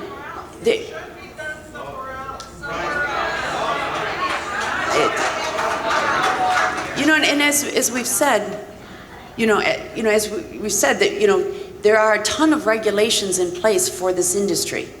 And I know you don't believe it, but whether it's from the US EPA, from the FDA, from the Department of Transportation, from OSHA, that regulates, again, both the carcinogen as well as the fire concerns, and we try to put programs in place for those, but we also do try to look at those programs and how can we improve those, which is what we've tried to do even in the environmental releases.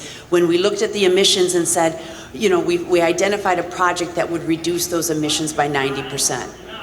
Okay. All right, next question. Okay, my name is Dan Marth. Okay, I'm a father. I have 3 kids who... Can you hear me? Yeah. Okay, sorry, I'll start over. My name is Dan Marth. I have 3 kids. This is Kaylee. Kaylee is a leukemia survivor.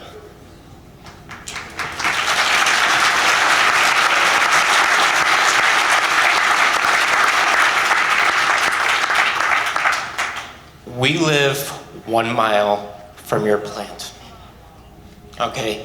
You tell the people in this room, why are you staying open when there's kids in the area here that are going through, like the lady whose grandson has a tumor on his hands? Let me ask you a question. Where's your corporate office? Sterigenics is in Oak Brook in Sotera Health, Cleveland. Okay. Do you guys produce your product or use your product at your corporate office? No. Okay, so you don't feel comfortable enough to work around the stuff, but we should live it. My daughter should breathe it. Every time her school bus goes up and down the street, she breathes in it. You want to put your kid in this situation? My answer is close the plant.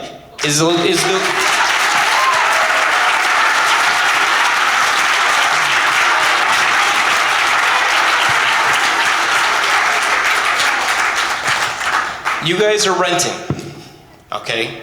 So is the property owner in the room? Did he show up today? Who is the owner? So we looked it up earlier, and if you guys want to write it down, it's Quincy LLC is the tax filing. Quincy LLC. The corporate filing office is 800 West 79th Street in Willowbrook. That might not be his home, that's just the agent address. His name is George Redies, R-E-D-I-E-H-S. Also on there is John Probst. So feel free to visit 800 West 79th Street, knock on the door, let's get him to stop allowing them to come in. Is George so happen to be in the room? Because I would like to ask him a question. The rent that he's bringing in from these people, is it worth my daughter's life? Is it worth anybody's life? Sir, to just elaborate a little bit. I work and live here too. Our employees work and live here too. Where do you live? Do you live within a mile of it? I do not live within a mile, no Okay. sir. But we have 42 Wait, employees. before you go any further, let me ask you a question. Do your kids attend Gower? No, they do not, sir. Do you have any high school kids in Hinsdale South? Again, sir, we are as concerned... And you didn't answer my question. Yes or no? Do you have kids at Hinsdale South? No, sir, I do not. Okay, so when you are in my shoes and your kid's bus drives past that place on a daily basis, these gentlemen up here who are the experts said when you are breathing in this stuff, it takes 2 days before it's out of your system. Our kids go to school 5 days a week. So we don't even, by the time they leave on Friday, by Monday it's finally out of their system, they drive past you again. So you know what? All I have to say is the fact that you guys are in business here is a joke and you need to leave.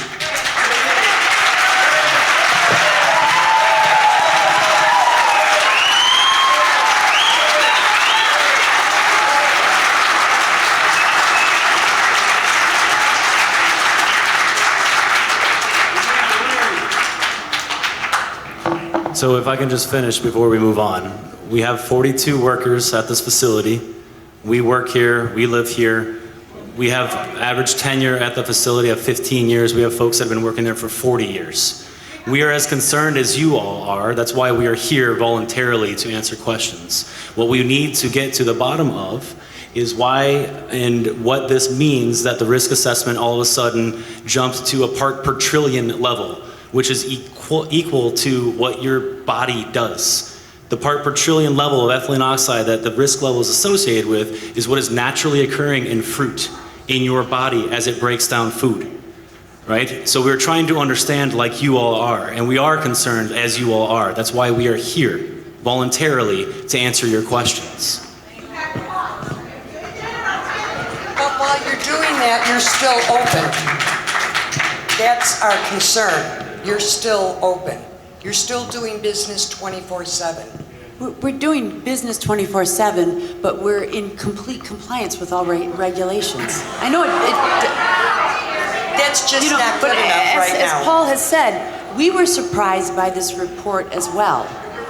We're too trying to work with the agencies to determine what that right risk assessment is, because Paul said something that, again, we've gone from like a 1 ppm level that is safe to a 0.1 parts per trillion, which is small. But I think it's important for us all to work as the agencies that, again, of that 0.1 parts per trillion in that risk level, the level in your body of a non-smoker is 19,000 times that level, according to the American Chemistry Council. Again, so we're saying we're as concerned with you. We want to get to it, but I think we have to work with the agencies to establish what is that right risk level.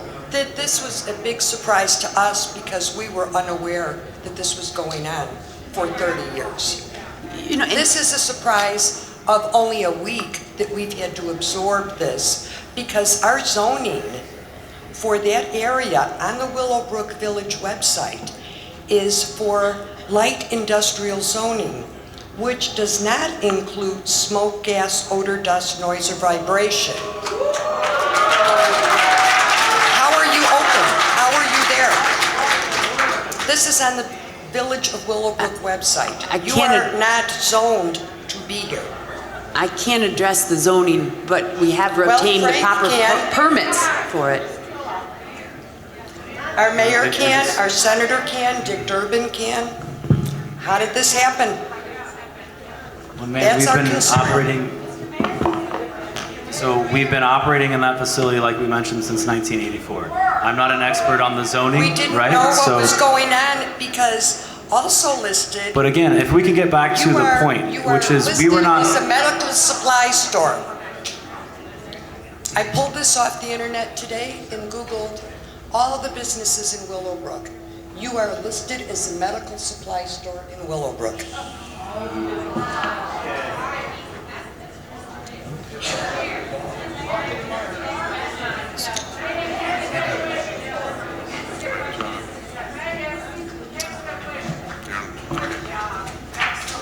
So as we were, If I may address that, thank you. The zoning, I believe it was a permitted use 30 years ago. Okay. It's grandfathered in. However, we will review the zoning classification. This issue just arose last week. And again, the zoning was granted 30 years ago.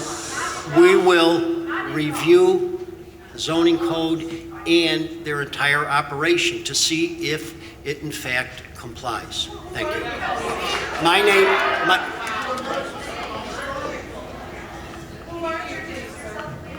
I'm sorry? Yes. My name is Thomas Bastian. I'm one of the village attorneys for the village. Okay, thank you.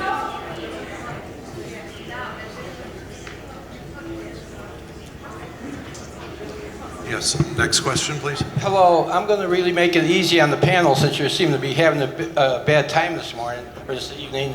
I really don't have a question for you at all because I really don't give a damn about any of your numbers.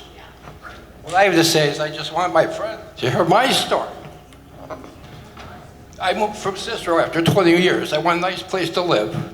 My wife says, Willowbrook's a nice place to live. We moved there, it's a nice place to live.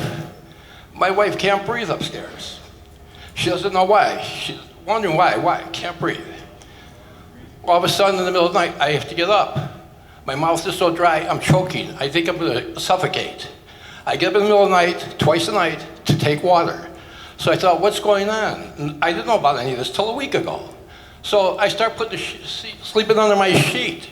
It's like a little filter. All of a sudden I'm fine 2 days in a row. I thought, what the heck's going on? But I don't like sleeping under a sheet. I take the sheet off, I'm dry mouth again. I can't breathe, coughing, gagging. So in Cicero, we lived 20 years there. All the factories, all the pollution, all the stacks, all the railroads.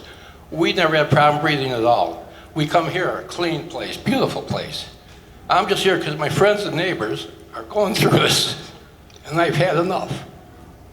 I'll tell you what, I got an extra bedroom. You come in there, live in my house, and you don't get no water, no mask, and I want you to live there 6 friggin' months. That's what I gotta say.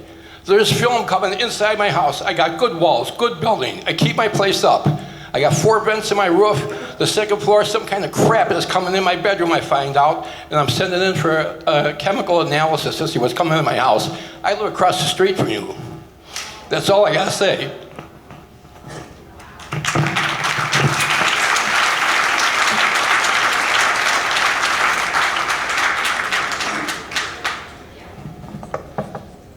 I live a mile and a half from your facility, and I've been breathing your pollution since '84 when you started till now, 34 years. 2 years ago, I was diagnosed with non-Hodgkin's lymphoma. They've taken my bladder, my prostate, and 26 lymph nodes, and I'll see you in court.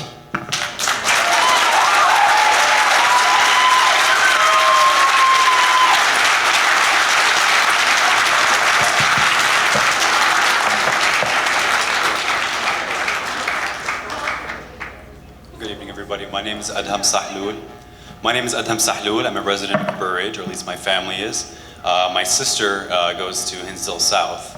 I just before I ask my question, I wondered if any representatives from Governor Browner's office are here? Just wondering. Okay, great. Well, we saw in the news article that his office had responded, or he had responded. You talked about being here voluntarily, and I think that's a bit of an insult to our intelligence. There was a Reuters report today, I think, that mentioned that your mother company, Sotera, is being sold or pitched for sale for up to $5 billion. And you talk about being committed to upholding these regulations. We're wondering if and when this sale goes through, are you still going to be committed to following up on these inquiries? Another thing, we keep talking about, you're meeting the regulations. This is something that's really important. It doesn't really matter who you voted for in 2016, but as neighbors, we should really think about the kind of country we want to live in. And if we have a president and a governor who is a friend of this president who are okay with gutting the EPA's regulations, who are gutting with the EPA, and you could, a year or two from now, you could keep meeting those regulations, but those regulations are going to keep getting gutted. And you'll continue to insult our intelligence when we keep coming back here and asking you why kids are getting sick. Thank you.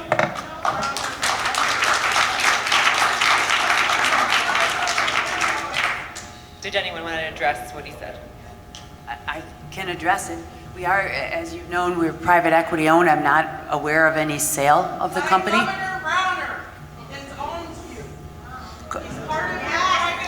We're private equity owned by two companies, one of them Warburg Pincus out of New York, and the other one's by GTCR. Which the R stands for Browner. We're not stupid. Okay, but just to be clear, the article, the Tribune article that broke this story seemed to portray Governor Rauner's stake in GTR a thing of the past.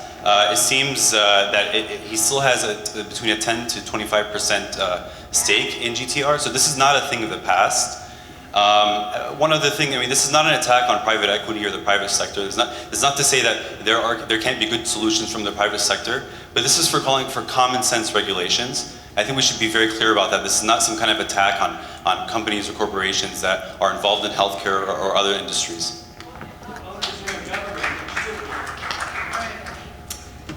Hi, my name is Domina Tingos. I attended Gower and Hinsdale South and moved out of the area and moved back with my children who are 5 and 1. And when I read this, I thought, that's crazy. I've been in this area for most of my life.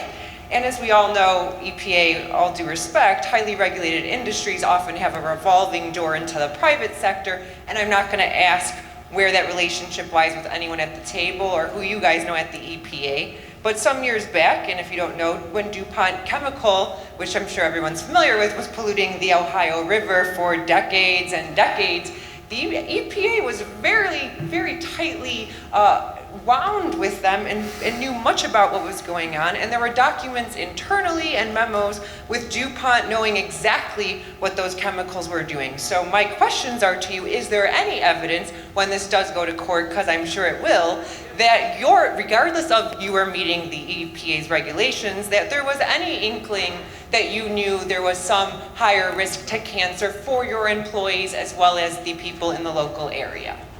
Would there be any documentation that would arise in court that you knew before? Again, the regulations that we have that are from the OSHA standpoint. I'm not asking about the regulations. I'm asking, did the firm know that there was a higher risk of cancer to people who lived in the area or worked at the plant before reports came to your attention? We knew of the monitoring that was done by US EPA. That's not my question, Kathy. Okay, that's not my question. Are there internal memos knowing that you guys knew there could be potential higher risk to cancer? No, there wasn't. Again, we've been complying with all of the regulations. We've been working. We've been working with them. Okay. There have been no, until this was brought to us, we got the ASTDR report last week as well. Okay. And I have one more question. Do you require your employees to sign documents saying they cannot sue you for personal illness or injury due to exposure of chemicals? Not to my knowledge. Okay, that'll be interesting to find out. That's all I've got. Thank you.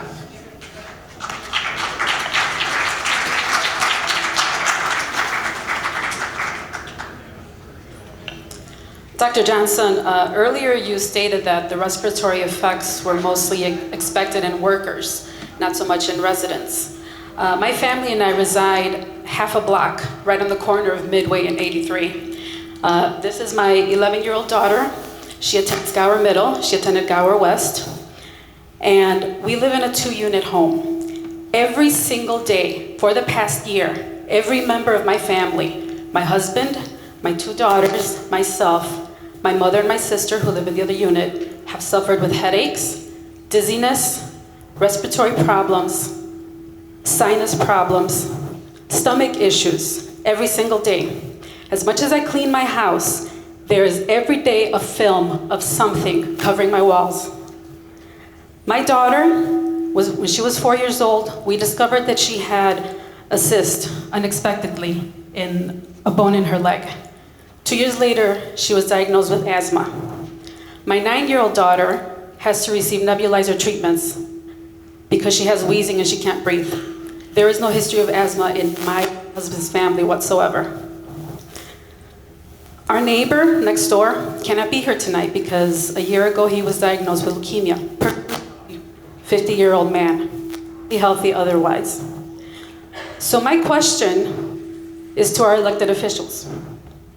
It is your duty to protect us. We elect you to protect our interests. So my question, and I want an answer, is what will you do to ascertain and rectify the effects of the damage already done? Not what's going to happen in the future, because we've made it clear we don't want you here. But what are you going to do to rectify what has already happened? I think there is one specific question there that could be answered, which is what are the plans to actually study the incidents, elevated incidents of various things, to find out what's happening now, just happen as a result of past exposures. So there are 2 issues that you've raised. One is that what I was referring to was that what we know about the exposure associated with respiratory is based on worker studies. Maybe this is losing power. Okay. What we know about worker exposure is at higher levels. It just means that we don't know enough about lower levels exposures in communities. We'd be very interested in speaking with you afterwards to get a bit more information about your family's history and where your location is. That is something information we'd like to gather. In terms of compensation, that's really not something we can provide. We're a public health agency, so that has to be addressed by some other authority. Okay, what about Mayor Trilla and our elected officials? Representative Foster, what is going to be done to ascertain the damage that's already been done and to rectify it? Well, it's my understanding that there are plans to do a study looking at elevated risks of various things in the vicinity of this. Am I correct in that understanding? Right, so what I mentioned is that the Illinois Department of Public Health is doing a cancer incidence review of this area. Since this is a national issue, we will, because there are other sites that are being investigated as well around the country, and we may have an opportunity to look at some of these effects that are being reported at other locations. That's why we want to gather information from the public about what their experience has been. Mayor Trilla, we're still waiting for your answer.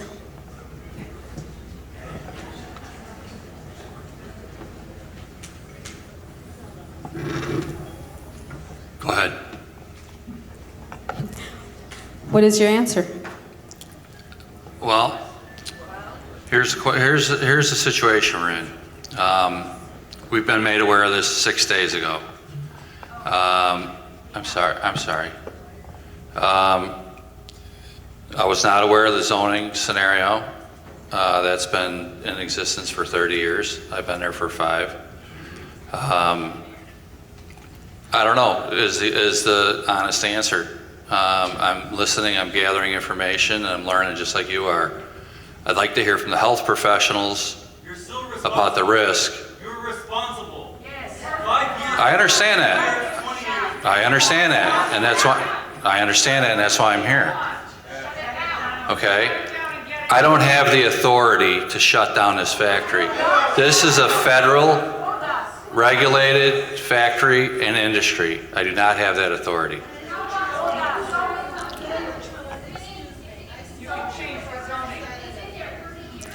Can we have one person go at a time, please?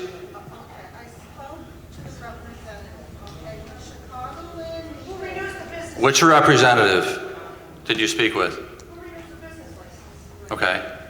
And I told him something, that had occurred. I, fully understand we need hospital supplies. There's a lot of things that change. However, you have to do appropriate planning.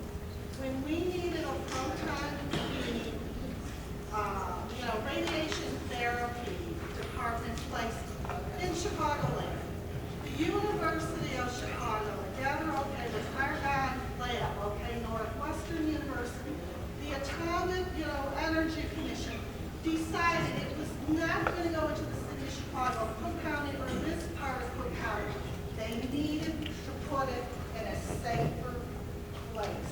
And we actually are dealing with the effects of that as well. We get effects from argon right now, all of us in this room. Okay. Well, so Chicago put their stuff on us. Mayor Trillo, I have one final comment. I would like to request for whenever you do decide or you figure out a way to figure out these damages, is there a way for you to notify us of what you plan to do? Because very, very few people were aware of this meeting. And the only reason that all these people are here is because we spread the word and we received it from the school as well. But there was very little transparency from your office. I've signed up for email newsletters, I've signed up for text messages, and I received no notification about this whatsoever. We request to be notified of things like this that can affect our homes and our families. Okay, the notification was pushed out as soon as we had something to tell you. We got a report that came out of left field. We couldn't get an explanation. We got all the experts that we could together. We have retained the former president of Illinois EPA to help us decipher the report. Once we understood the gravity of this, we then went back to the people that issued the report, and there was a big discrepancy from what I read to when I asked them some simple questions. So then they released some information. For me to irresponsibly put out information before I understand it, it's not the way I'm going to operate. So when we have information that we understand, we put it out through the village website. We originally started with the village website, my personal webpage, and the police webpage. So then we kind of combined that into the village website. And then we also use the Nixle process, which is when people sign up for emergency information, we sent that out as soon as we had information. Never received. I'm sorry? It was never received. I signed up, never received. Okay, well, you might want to check into that and we'll try to work it out. You might want to check in on that. I'm all over, believe me, I'm all over it. Thank you. My office is the closest parcel to this factory. The federal EPA, the Illinois EPA, and the Attorney General. It is, I can't touch this place if I wanted to.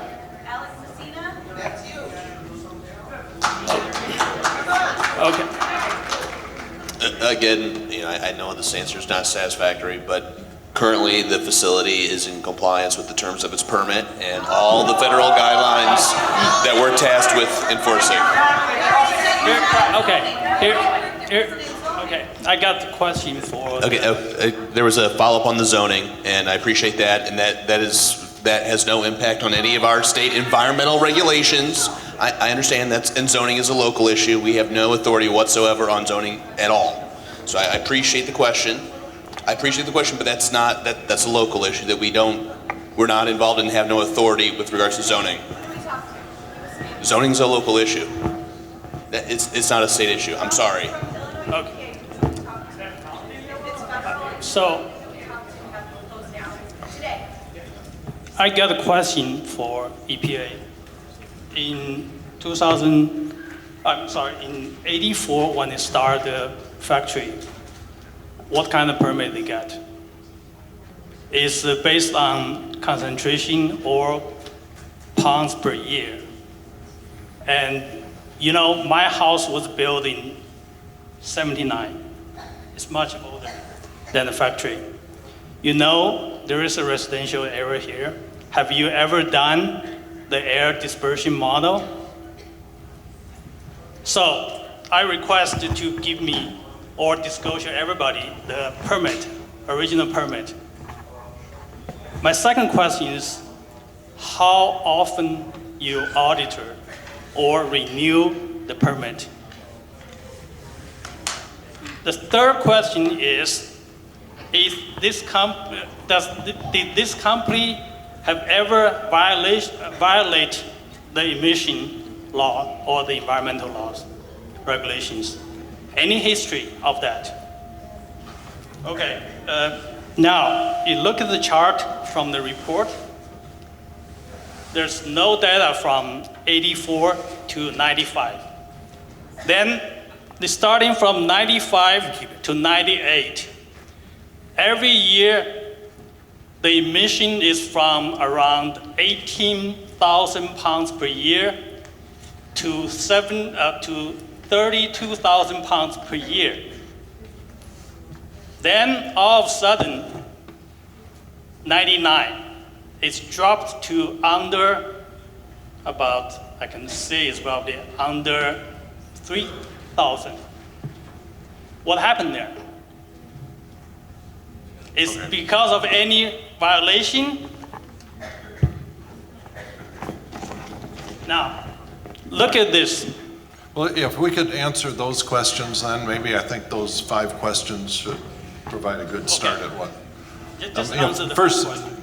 Yeah, the last one, I think there's a clear explanation for what happened with the big drop. Yeah, okay, so you asked a number of really good questions. Some of them I can answer, and some of them Alec Messina might be able to answer as well.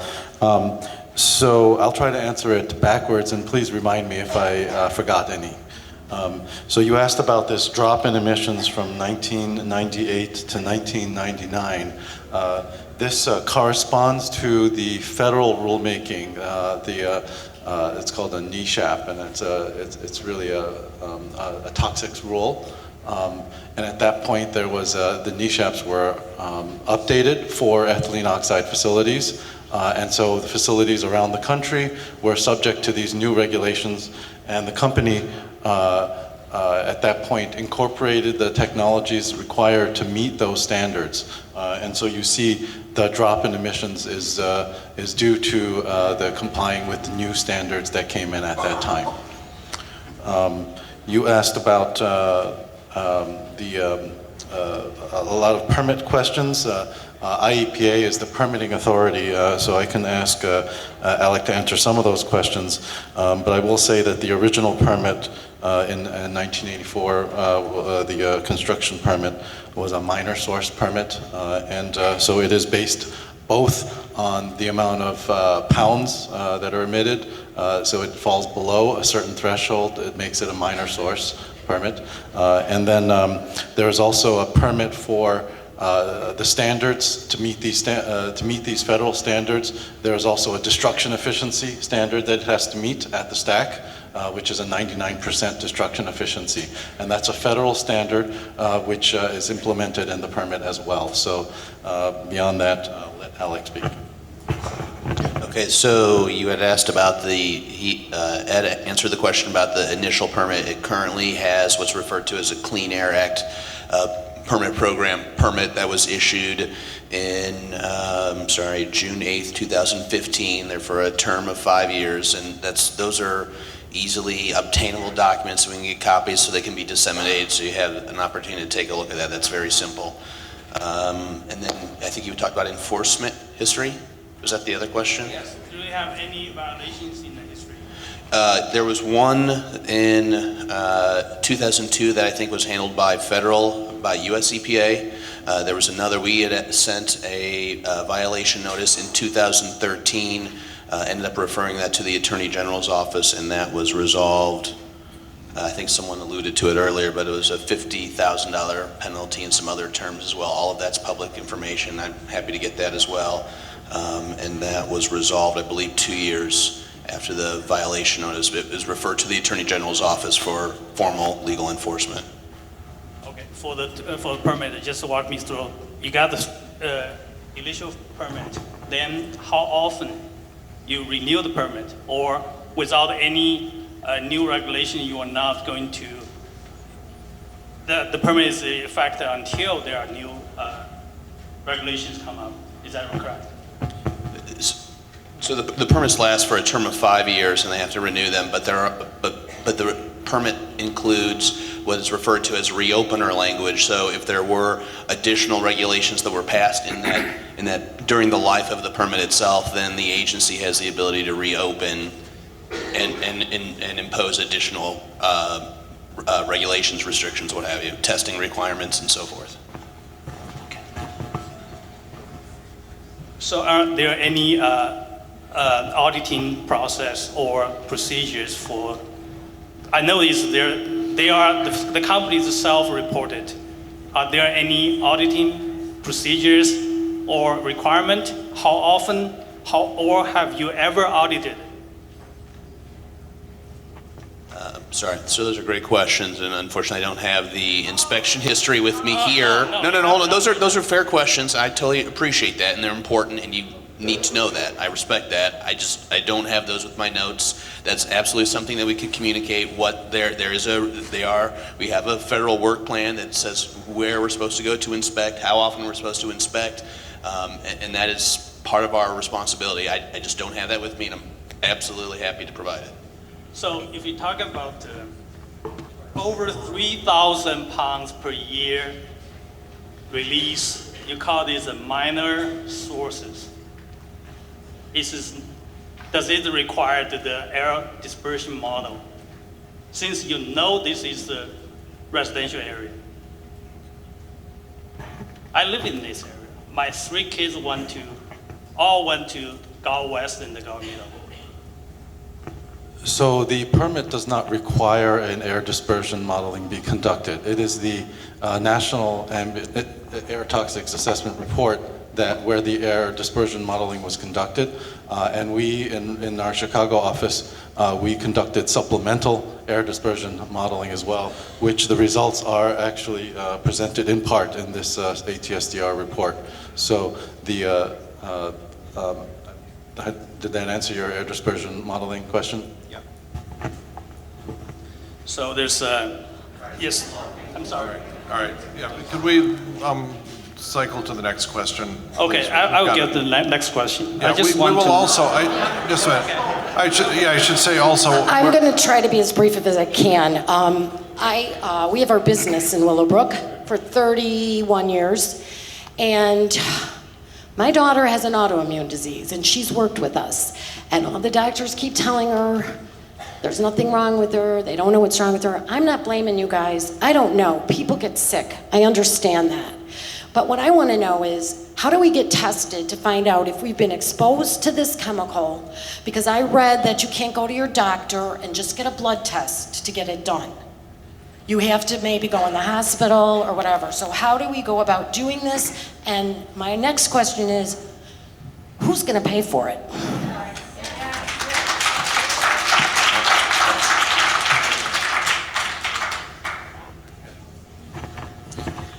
Right, so I mentioned that we have physicians that specialize in environmental medicine at the University of Illinois. Their information is on the table there.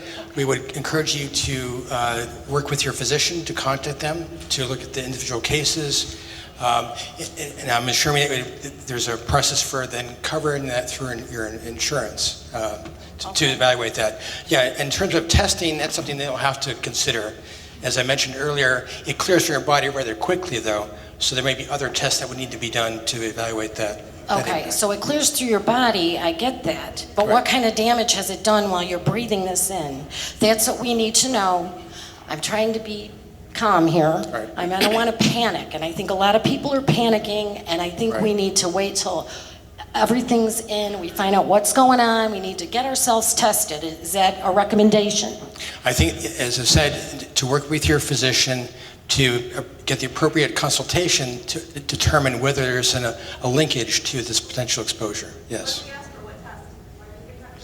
That's up to their decision. I'm not going to give you a diagnosis. Those are... You get test for the, what's it called? The chemical? Well, ethylene oxide. You get tested to see if it's in your bloodstream. They can't do it through a regular blood. They can't do it through a regular blood test.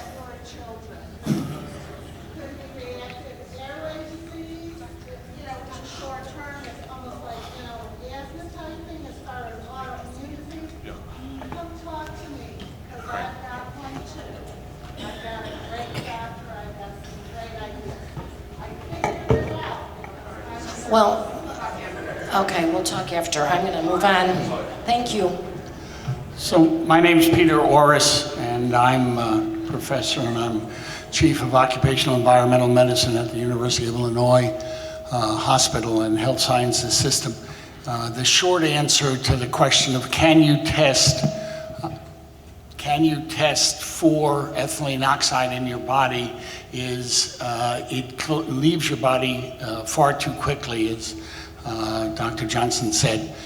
So testing does not tell you anything about either your past exposure or if any damage was done one way or another. There are particular tests for particular diseases that may be able to give you some information, not necessarily about this exposure, but environmental exposures in general. It's not 100%, it's a science that we're just learning about. So I can't offer that as an absolute answer. Test everybody in the community and we'll know the answer. That's not how it works. If you call us, if you have individual problems, and you give us a call at the University of Illinois, and the numbers are out there, we'll be glad to talk to you about the particular problems you have. If it's appropriate, we'll bring you in and do an evaluation. And then we'll see if there's testing that might be useful in your particular situation. If you do that and you already have a diagnosis, bringing the medical records would be quite useful for us. I'm sorry, that's not satisfying, I know, but that's about the state of the science now with respect to the health. Thank you. We're going to have our information posted on the website as well, the mayor informs me. Thank you.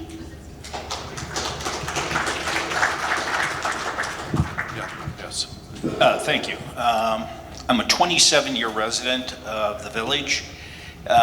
Current parts per million permitted from your weekly stack test is 1 part per million. Is that correct? On the low concentration. On the low concentration. And that was instituted in 2016. Is that correct? 2016? No, that's the NESHAP regulation that was promulgated several years ago. How long has that been in effect, and what was it if it had changed? What was it previously for parts per million? Does anybody know that? So again, the regulations go by emission source. If you look again from the NESHAP regulation, and the first emission source is for the vacuum pump emissions. Those were promulgated before. It goes back to the question of where you saw the decrease here. There was a change in the NESHAP regulation that was implemented, between the 1998 and 1999, and that's when those low concentration systems went in, which has the limit of 99% control efficiency required, or a maximum of 1 ppm out of those stacks. Okay, and that's back from 99, 98, correct? Yeah, that's when it was promulgated a few years, but yes, that's when it was implemented. Were there stack tests previously or during the Oh, yes. from those Yep. all the way up? Okay, all right. So again, the stack test requirements are either percent reduction efficiency, and then in that lower concentration of this one was done. And so when we implemented those controls for the aeration emissions, we did a stack testing time at that point, and we've done some periodic times throughout this period. Okay, and then previously before that, there was a consumption rate somewhere in the neighborhood of 18,000 pounds per year versus a transition over, I don't have that sheet, right? I think they fluctuated. I'm not sure if they, again, they fluctuated based on the amount of ethylene oxide used in our process, and then how much, from the different emission sources, they would fluctuate depending on how much is used. Okay, and then my next question would be, is there a year-to-year, some way of measuring how much ethylene oxide you've been using through the past 34 years? Is there measurements out there? There's certainly measurements of the ethylene oxide emissions that have been Not reported. the emissions, product purchased. You should be able, from products purchased, be able to, I'm looking at a risk hazard that I have for at least the first 7 years that I've lived there. Looks like it's gotten better, but it's still not great. So I was curious as to. Yep, I think that I don't have that information available here. Okay, all right. Okay, thank you. Yep. Is there a plan to get the data for those years as best you can, or is that never Yeah, going we to be can known? provide the information of the ethylene oxide emissions as well as the control efficiencies, the compliance test data through the period here. Okay, so does anyone understand the reason why that data is not visible on the bar graph on the report? Okay, anyway, as long as the data will be coming, then I think that our questions will be. As long as it's attainable, that's, you know. Right. Yep. Again, the longer you live here, the higher the exposures will be. Absolutely, yeah. Yep. Okay. Okay, good evening. My name is Adolf Kalinsky. I have a question for the EPA and I have a question for Sterigenics. For the EPA, your website, the ASTDR's website, states that ETO exposure for children is worse than adults. Multiple statements about this. The document that you released talks about adult-based inhalation unit risk values. Figure 2 acknowledges and shows all the schools. Figure 3 with the air modeling zooms in and obscures and hides all the schools. So can you release a document that shows all of the details for the entire affected area? Can you release another document? Because figure 3 does not show the schools. In fact, the legend seems to cover up one of the schools. Mark, did you want to address that? So I think it was in your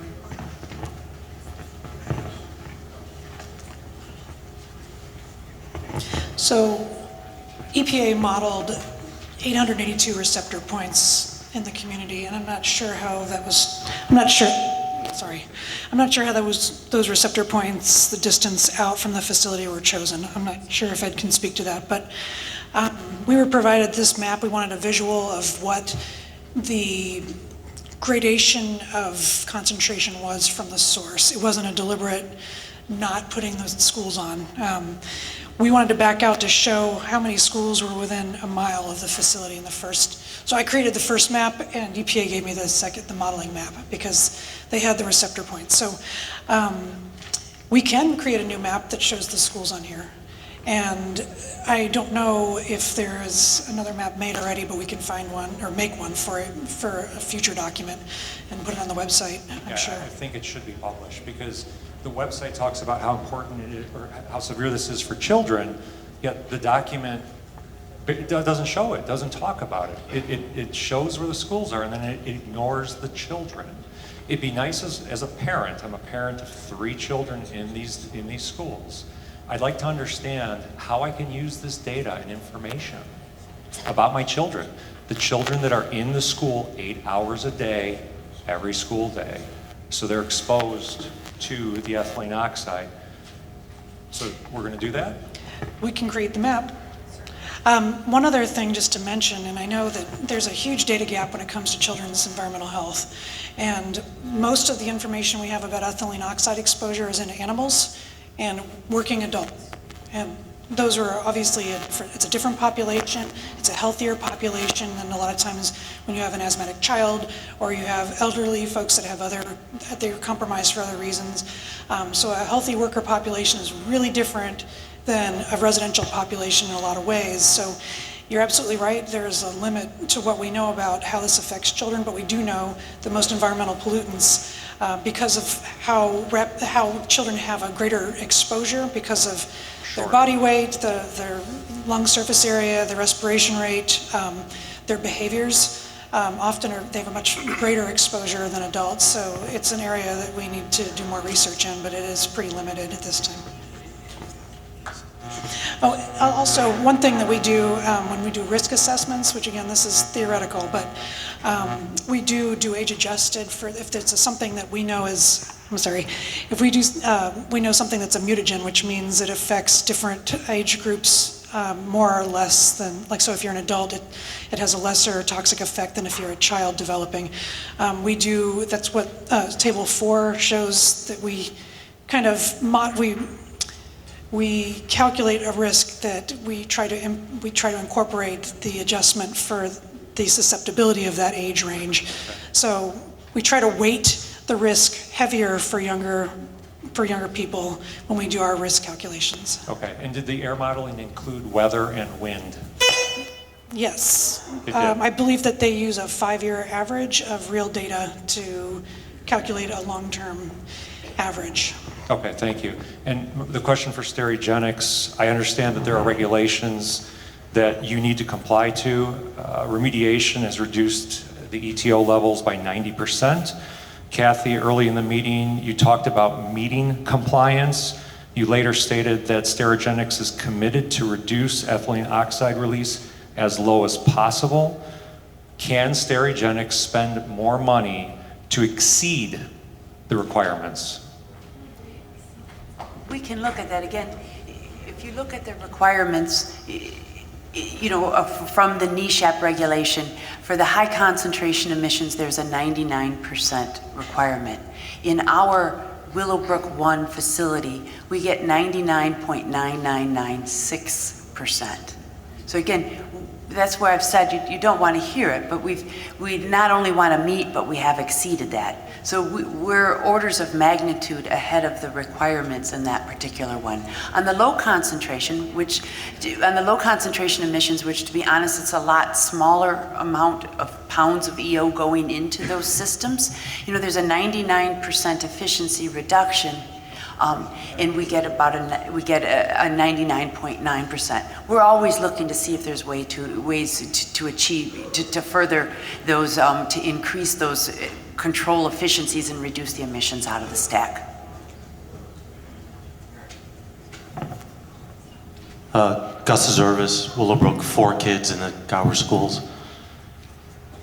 I thought I heard something earlier, and please clarify it, you two folks. Did one of you say that the amount of the chemical that's going out there is equal to what we have in our body? Did I hear that? I can talk a little bit of... Well, yes or no? Because what that sounds like to me is a whole bunch of junk science. No, that isn't what I said. Okay. And so maybe I should clarify. Paul, I'm pretty sure I heard you say something to that effect. Sir, we're trying to figure out really, and again, we are as concerned as you all are. Did you say that? Did you say that? Sir, I'm trying to answer your question. With a yes or no will do. Okay, so what I said was that this assessment is based on a 0.1 part per trillion risk level. And what we are trying to understand, just like you are, is what does that mean? Because that's a radical departure from historical precedents. And as Kathy has mentioned, every time that new regulations have come out, we have gone above and beyond to exceed them. And this newest project that we just put in place to control the back vent emissions, we were already working on that as of a year ago, before this even came out, because our continued desire, of course, is to make ourselves, our employees, myself, this community, everyone here, safer, and sterilize the medical devices that we all use in our hospitals. So yes, I did state that, and yes, we are trying to figure that out with the government. Your goal is to make money. Please don't pass that bullshit around here. Your goal is to make money. All right? So let's, please. Now, my point was, when I hear this kind of junk science coming out from the people who are pouring this crap into the air, I'm disappointed in the experts up here who don't say a word. How do you feel about that?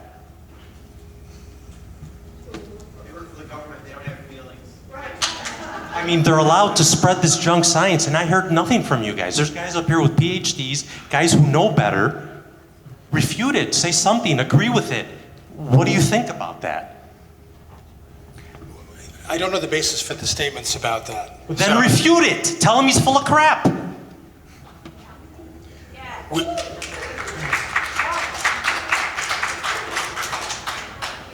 You're here for us, right? We are on your side. Right.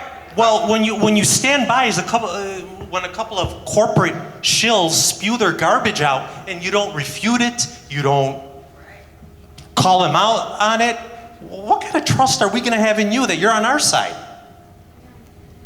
So I believe it was mentioned before that the OSHA limit for exposure to ethylene oxide is 1 part per million.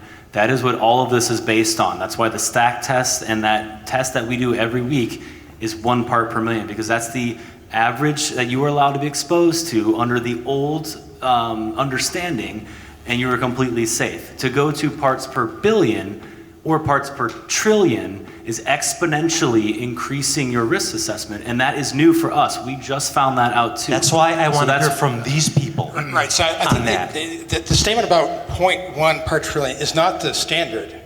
That is the screening level we use. And you're exceeded it by a significant amount. So to argue. So why did I have to call you out on that for you to bring that up right now? I mean, that really pisses me off. All right. Did you understand? I understand. Yeah. Shame on you.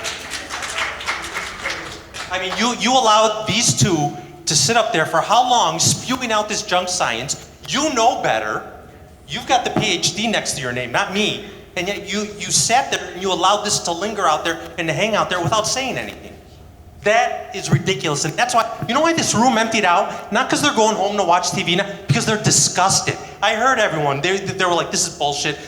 We're not getting anywhere. These people aren't for us. That's why they all walked out. And you're reinforcing that by sitting there, allowing them to spew their lies.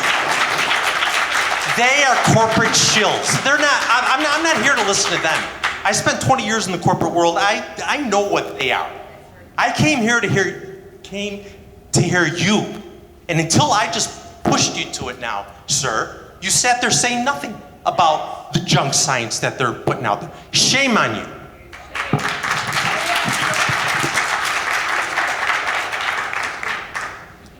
My name's Nicole. I'm 13 and I'm an 8th grader at Gower Middle. I live in the second house from Midway Drive.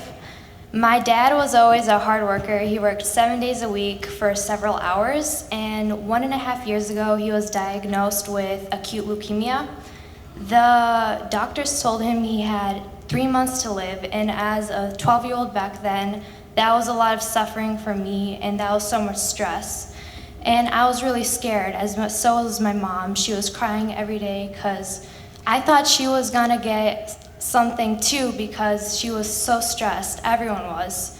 And he went to the hospital. He was there for several months, and he went through a lot of suffering. He went through a lot of chemos, and so did the whole family. And right now he's still going through a lot, and he's still going through leukemia, and he hasn't been cured yet. But everyone has a different story here, and everyone's a good resident of Willowbrook or DuPage County, so why are we suffering for someone else's mistakes?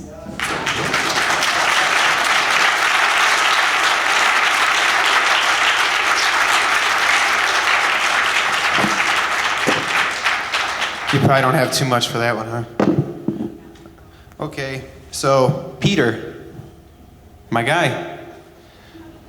They shouldn't be using this chemical as a sterilizer because it can't be controlled. Is that what you said? According to this article that I'm reading right here, that is what you said, right? Right? But that's what you said, right? Maybe you guys should hire this guy and maybe he can find you a solution instead, right? You're asking me a question. Right, microphone. Peter. You said this is staggering. I am a physician. Sure. Not an engineer. Uh-huh. It's my understanding that hydrogen peroxide and prussic acid is adequate substitution. That was not mentioned tonight. But again, you're dragging me outside of my area. No, I like you, Peter. I just want to answer the medical questions this Sure. evening. The policy is up to everybody in this community, obviously. Yeah, absolutely. Okay. All right. And there's obviously probably never been any studies done on pregnant women inhaling this crap and then what happens afterwards, right? I'm assuming we haven't gotten that far yet. There has been some studies that have looked at pregnancies, and there is an increased risk of miscarriages amongst women who've been exposed in the occupational setting. That is correct. Just miscarriage, that's it? That's the evidence we have from the scientific literature. Okay. So we don't know anything about the ones that survived, that actually were born? We don't have any, averages of what happened to those kids? I mean, about birth defects or other consequences? I don't know that. Say, autism, what do you got? Anything like that? I'm not familiar with anything in the literature that, again, not every endpoint has been looked at.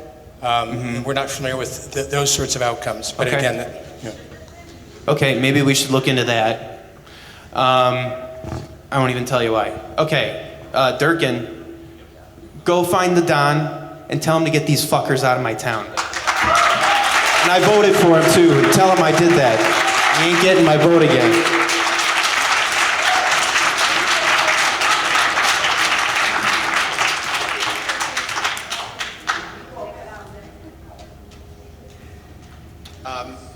Matt McConaughey, I've been a resident here for about 5 years. Like a lot of folks here, I'm a parent. My little girl turns 4 on Friday, and I got a 19-month-old at home. I hear and my heart aches for the stories I've heard here. Thank God my kids are healthy, and I want it to remain that way. I guess I have one question for our government elected officials that are here, and then I have another question for the scientists. One for our government officials. Do we know of other companies in the community in which we reside that are pumping out this same carcinogen or other known carcinogens that we're not aware of that we should be aware of? And then my question for the scientists is, do we know what the, for lack of a better term, blast radius is for this, right? How far does it reach? I live within 2 miles of Sterigenics. So I guess it's kind of a two-part question because I want to know if there's other manufacturers that are using known carcinogens that could have an impact, that you guys are late to the game in evaluating what an acceptable level is in the environment. And I also want to know what that reasonable degree of separation from those facilities are. So when I decide to put my house up on the market, I know I'm moving to a place that's a safer place to raise my kids.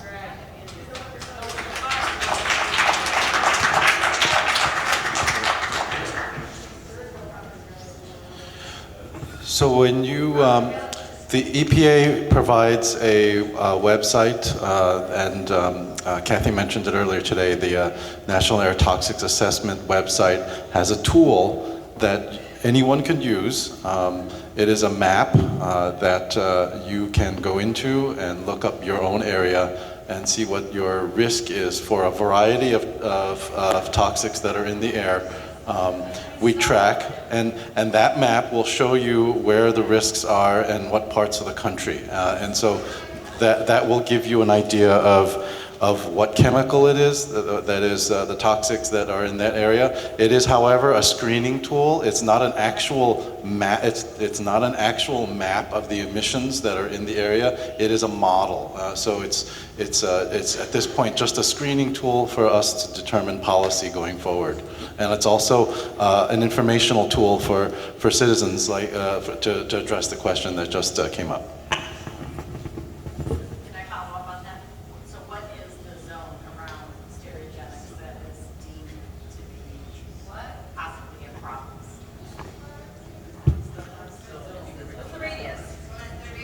It isn't a simple radius. It is. You'll see on the map. It is a blue area outlined, and it is defined by population tracts. So it isn't just a simple radius. It also depends on wind, and so there's many factors involved. So it is an amorphous shape when you look on the map online. My name's Elizabeth Decrecio. I actually am not a resident. I am a commuter. I actually work right behind Sterigenics. I've been commuting here for 5 years. I live an hour and a half away. I'm not the best public speaker, so bear with me, but I have multiple sclerosis. I've had it for a long time. Another person brought up an autoimmune disease. When I heard of this, I panicked. Obviously, because people with multiple sclerosis and other autoimmune diseases are susceptible to a lot of different things. Now, in the last 5 years that I've worked here, my health has significantly gone downhill.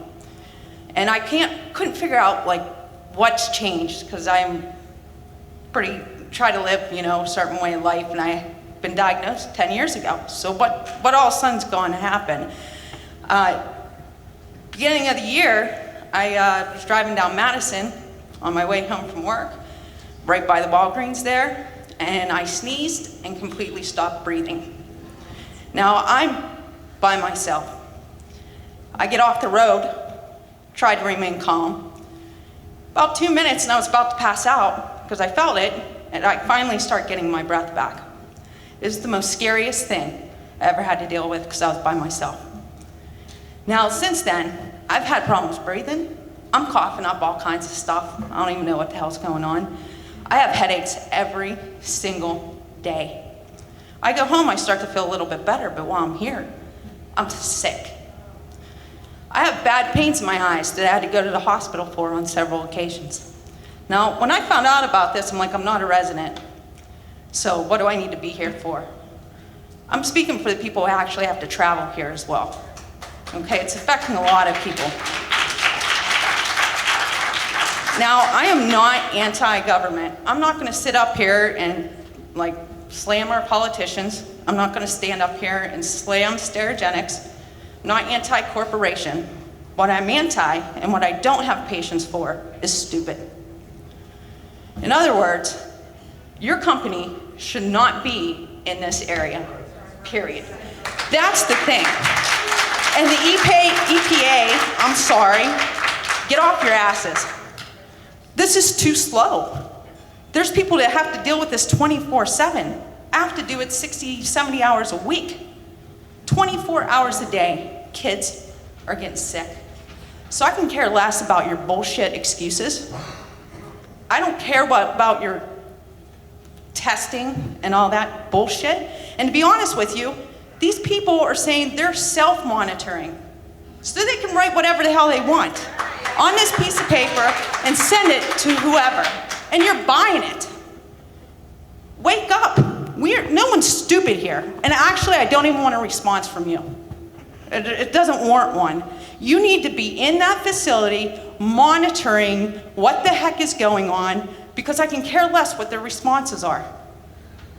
But in the grand scheme of things, like I said, you shouldn't even be here. So it doesn't matter what any of you say. Get out. Thanks.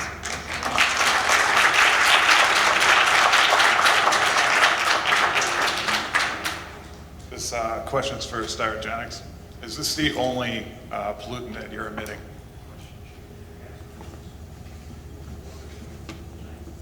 It's the only hazardous air pollutant that we're emitting. Again, when you, through the control devices, there's other, CO2 and other constituents that are released, but this would be the only hazardous air pollutant emitted. Will you be completely transparent with the residents on all other Yes. pollutants? Yes. In the breakdown of what is released through there. The other question is, how much of this current pollutant that we're all talking about are you consuming? How much is transported to your location? I'd have to look in that and compare it to the emissions going out.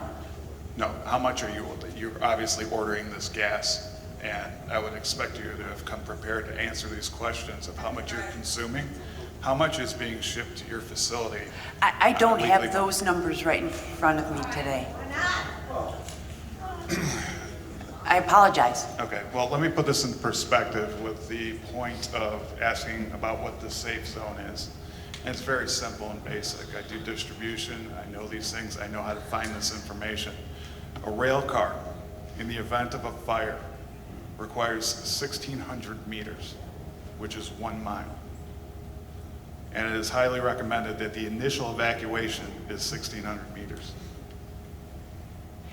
Is that evacuation for safety reasons? No, it's just for show. Of course it's for safety reasons. What else would it be for?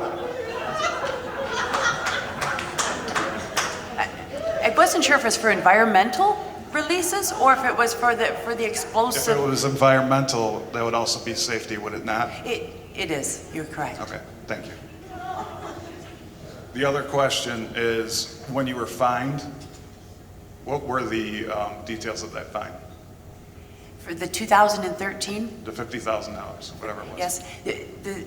In 2013, there were 2 notice of violations against the company. One of them was an ethylene oxide leak, a small one, slightly over 10 pounds, out through the stack, that when the acid scrubber outage period. The second one was related to an ethylene glycol. Again, the scrubber converts ethylene oxide to ethylene glycol, and there was an ethylene glycol leak. Both of those were reported by the company to EPA, and then we've worked with them to both correct as well as to address the situation. Did you notify anybody within 100 meters of the facility? No. Okay. In the event of a spill, immediate precautionary measure, isolate the spill or leak for at least 100 meters, 330 feet in all directions, is what you're supposed to do. For ethylene oxide? Yes. Yes. And again, for us there, we have leak detectors in place. We will detect any very small, minute leak and be able to address it on site. And we have, again, similar to the EPA has a risk management program regulation that we're in complete compliance with, as well as OSHA, a process safety management program in place. And we have emergency operating procedures that will address those concerns. Right, but you yourself or your general manager do not know the details off of the top of your head? Of the emergency operating procedures? All the plans, all the procedures, Oh, the evacuation I can describe plans. those. Okay. So we do have programs in place, for if there's a release, there's a program in place that anything greater than 10 pounds released, we do call the local community, the state, and the federals. Then we also have, as far as if there's, any of the leak detectors go off, as far as what levels they were, we will do an evacuation there. And when do we evacuate the facility as a whole? We drill those. We train all employees on those. We actually, those have been audited, from a compliance standpoint to the process safety management. We've done process hazard analysis on our process of the incoming EO through the whole process and the exhaust to be able to identify hazards and what should we do. Sure, I appreciate that. And I'll re-ask my one other question about the pollutants. Do you emit any kind of liquid pollutant into the sewers or into the soil? No. Okay. That's all I have. Thank you. Hello. I moved to Willowbrook back in 1978. Consider myself a pretty healthy 67-year-old. But every year it seems to get a little worse. Back in 2005, had to have a tumor taken out of my chest. My doctor said, didn't know where it came from. Have two more underneath my arms. Have one right here. Also, 7 years ago, my doctor said, that wheeze you have asthma. I said, no, I know people have asthma. I don't have asthma. He goes, oh, you've had it your whole life. We're going to treat it. Thank you for coming, at least letting me know that my argument with my doctor was more my being right and him being wrong, that possibly this is what's causing my wheezing and not asthma, which I know people have asthma, they got to breathe those things, that I've never had to do that. So being 67 years old, trying to stay healthy, just want to thank you for the information you gave tonight. I really appreciate that, and thank all of you for coming and trying to help us understand what's going on. I have a clarification question, please, and I believe it's directed first to the village and then next to Sterigenics. Did I understand correctly earlier in the meeting that we are not sure that the business operations match what the current zoning is?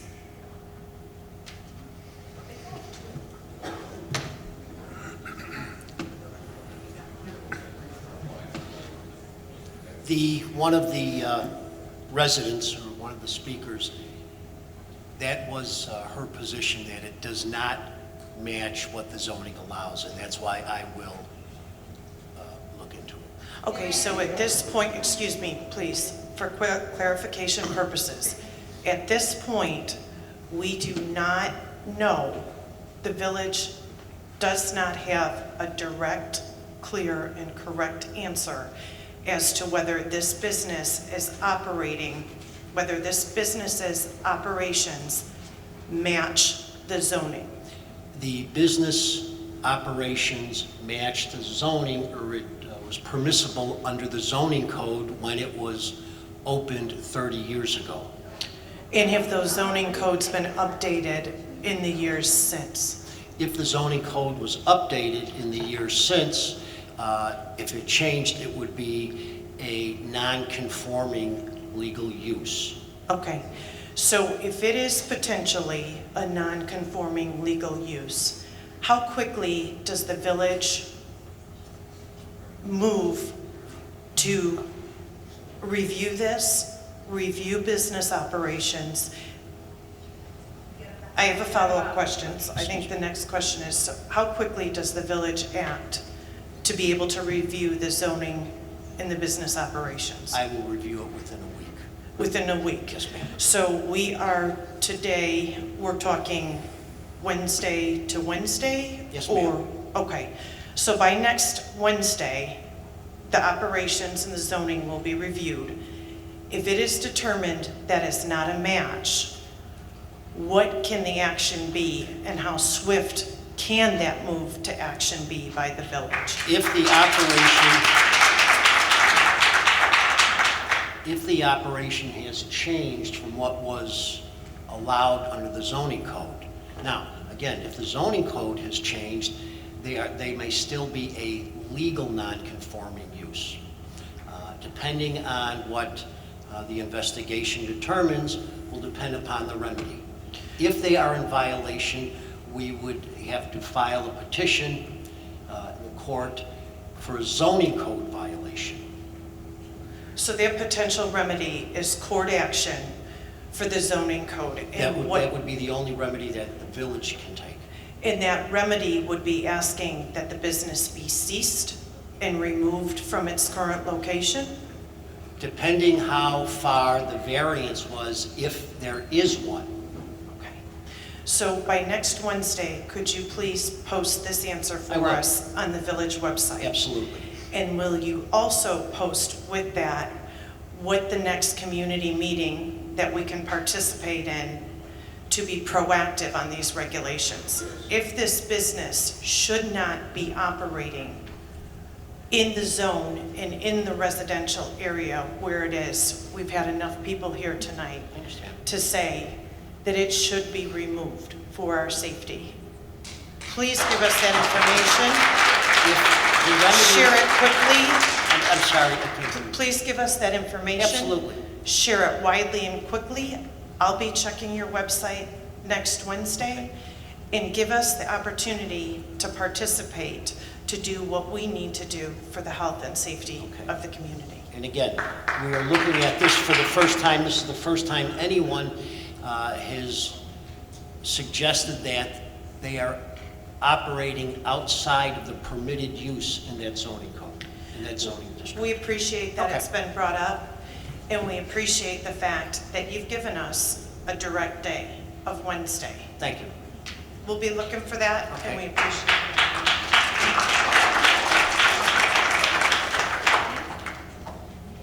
Hi. Sorry, I'm short. I found the assertion that about half of medical supplies that are sterilized go through this process a little staggering. I used to manage a laboratory, so I did some of the ordering of our supplies, sterile and non-sterile. It's been a little while since I've been in the lab, but from what I remember, it was not apparent what method of sterilization was used on the products that we ordered that were sterile. I happened not to choose those most of the time because they were more expensive than doing it ourselves.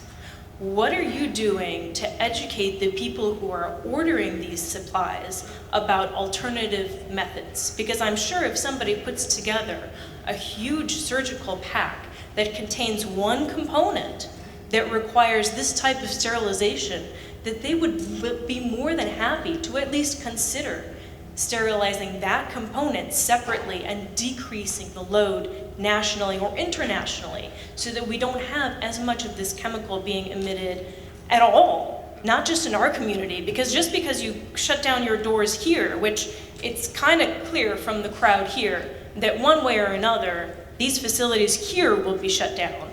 But we don't want this to move to another unsuspecting community at these levels. What are you doing to decrease the levels overall? I can cite a couple of sterilization methods that I pulled in a couple minutes. Some of them are offered by your company. Gamma irradiation. You've noted that some plastics are brittle to that, but not everything, I'm sure.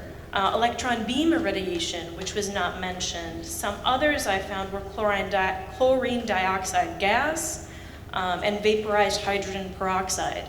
These are alternative methods. Please explore them and reduce the volume. I know it won't be limited, reduce the volume.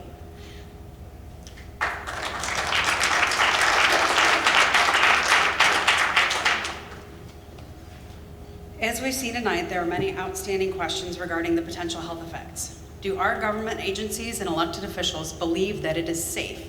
And do you feel comfortable for the community, both adults and all the children, that the business continues to run without a full assessment being done first? Do you feel comfortable putting an unknown number of people at an unknown risk while the agencies sort this out?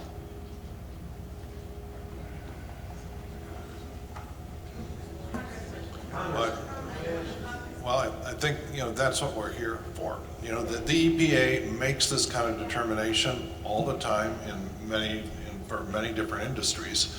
And so they have to get it right. And they have to err on the side of caution. And we're trying to figure out if they are erring on the side of caution or not here. The thing that's, I think, caught a lot of people off guard is that the science has changed. That we've actually, things are understood today that were not understood a decade ago. And this thing, and when that happens, the policy has to react. And that's what we're trying to figure out, is how quickly the policy has to react when our best understanding of science changes. And that was what the mayor wrestled with over the weekend, where he didn't know if he had to go and tell people to keep their windows closed. The answer that came back, no, it is not. If there is a health hazard, it is one that accumulates over decades. And so it's not a problem this week, okay? But we have to understand fast the time scale at which any excess exposure could actually really start causing noticeable effects. And so and so when I'm listening, yeah. When will we know, I guess, a time frame for a decision that's going to be made as to whether or not it's safe to continue the operations? Are you looking for specific scientific details to say, oh, well, this indicates that this is a problem? Would a community poll be valuable to assess? As we've heard from so many different people with community health issues or ongoing health issues or the young children issues, is this something that we want to get more detail that we can analyze? That, I mean, well, there's certainly, it's my understanding there is going to be epidemiological, if I did that right, a study of the frequency of everything that could have been caused by this. That's part of the answer that we have to But we're not waiting for the results before we take action, right? That is correct. The other one, the other thing is that there were health effects that were seen with workers that were exposed to hundreds or thousands of times higher levels than anything we've seen in the city at large. That's my understanding. Am I quoting that? About 1,000 maybe times. 1,000, several thousand? 1,000 times, I guess. Yeah, if you could get the exact numbers here, so that these are the two different scenarios that we're looking at and the two different time scales, and we have to make sure that we don't make a mistake on either one of those. Right, so the basis of our report was based on both measured and modeled data preceding the changes that Sterigenics had put in. The question will be, how effective are those changes? So we'll wait for that information before we determine whether or not the reduction in emissions and risk are sufficient. When will we get that information? That depends on the testing that's being planned. So that information So will be... it's not even planned, so we have it's an undetermined amount of time at this point, that we're just waiting.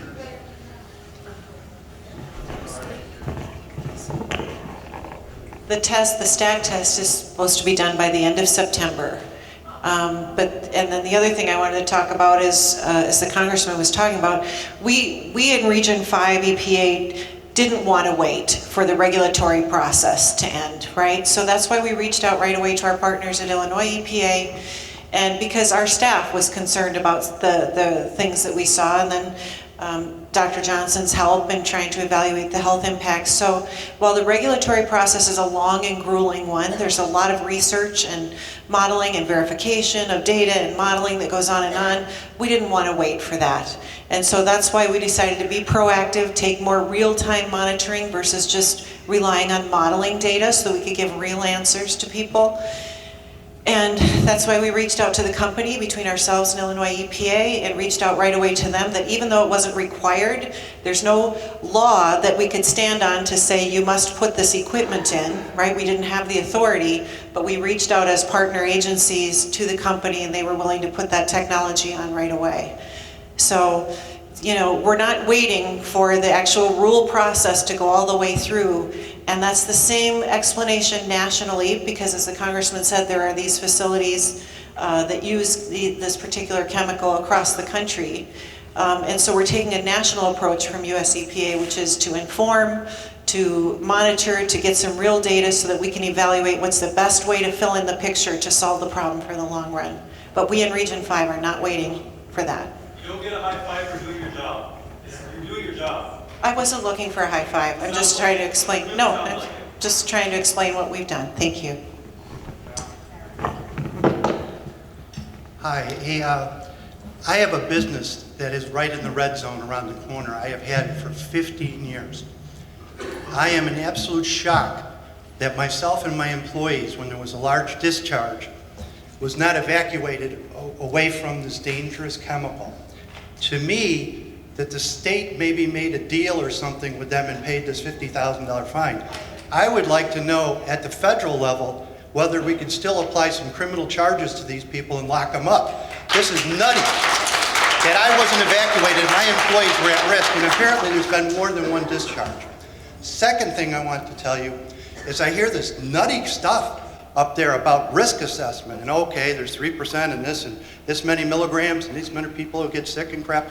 Did you pay attention when this young lady had everyone stand up that he had cancer here? Is that the risk assessment? Is the background that over half this room were affected by cancer in the area doesn't put a light on for you guys on the government side here to investigate this and look at this? This is a love canal, baby. I mean, there's something going on here.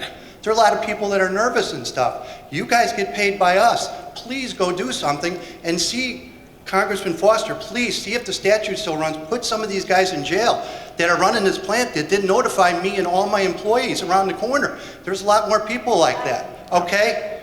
Please do something about this. This is not right. People should go to jail. We got guys that can lock them up on each side.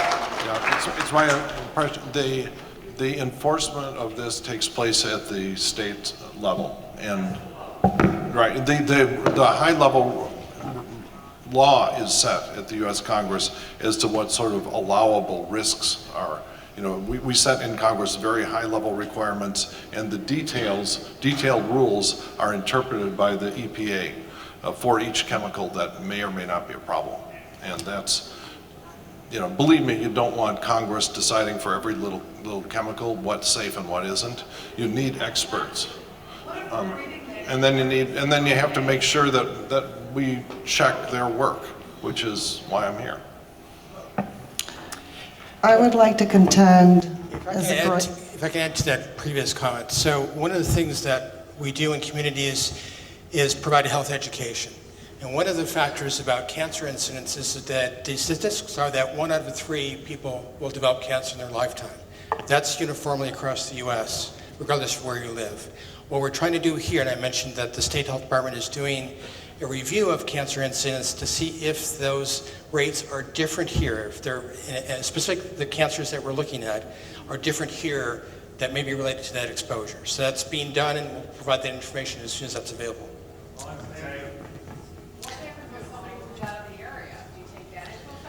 Right, so the way that the cancer registry operates then is that their residents at the time of diagnosis then becomes that locator. If someone moved out of the area and had their diagnosis elsewhere, it isn't traced back here. On the same token, though, someone who just moved in was diagnosed would be recorded here. So it's not a one-to-one evaluation, but it's the best information we have to look at whether or not there could be a geographical or a environmental association with disease in the community. Okay, so that ignores the workers here. And Willowbrook has far more workers, to be honest, than there are residents. Right. I'm a worker.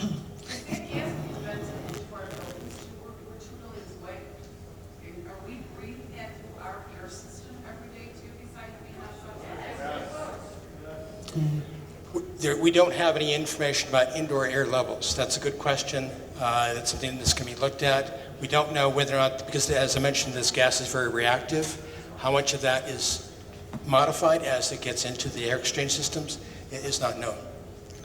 I would like to contend with a lot of humility as a graduate of Northwestern University, and I also worked for the University of Illinois in the Department of Nursing and Education. We simply do not know everything here.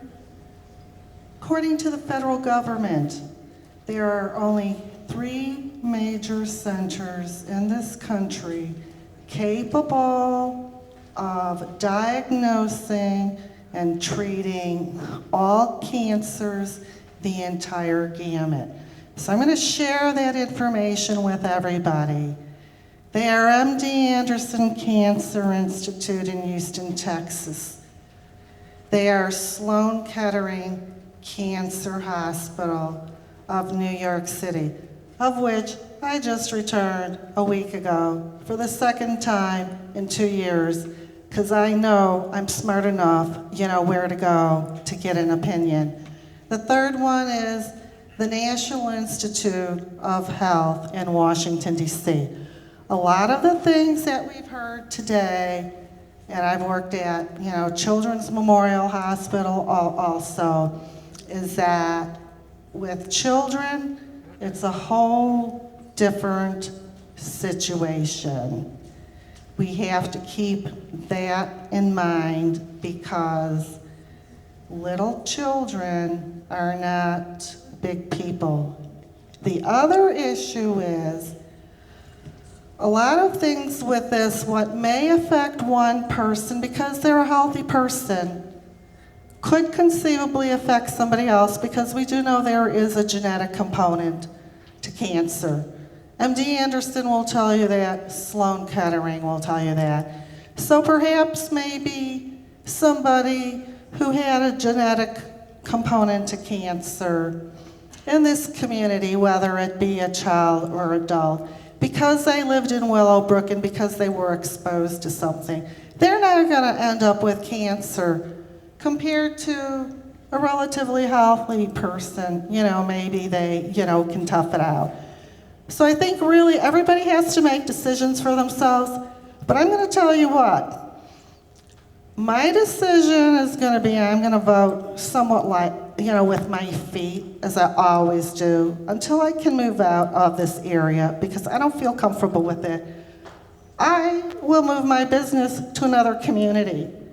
Sorry, I'm a Willowbrook resident, but I'm not going to die because I live in this village. I can, just as easily do grocery shopping in Oak Brook if I have to go to the north side, whatever I have to do. And I've looked at everything, and I can and will move all of my business, except for where I live right now, out of the community, because the less exposure I have, the safer I feel. Thank you very much. Yes, hi. I moved in this area around 10 years ago, and I was always in my life very strong and healthy woman. Lately, I also, like a lot of people in this, place, I started also develop, heart breathing problems. My doctor even didn't understand where is this coming from. They realized that I have asthma, but I don't believe I do that. But anyways, I know everybody is already ready to go home. So besides all those health problems what we have here, I have a very quick point. I am real estate broker, and as long as we're gonna have this company in our neighborhood, nobody wants to buy a house here. So I think our house values gonna drop right now. Okay, we really need to do something not to have them here. Thank you very much.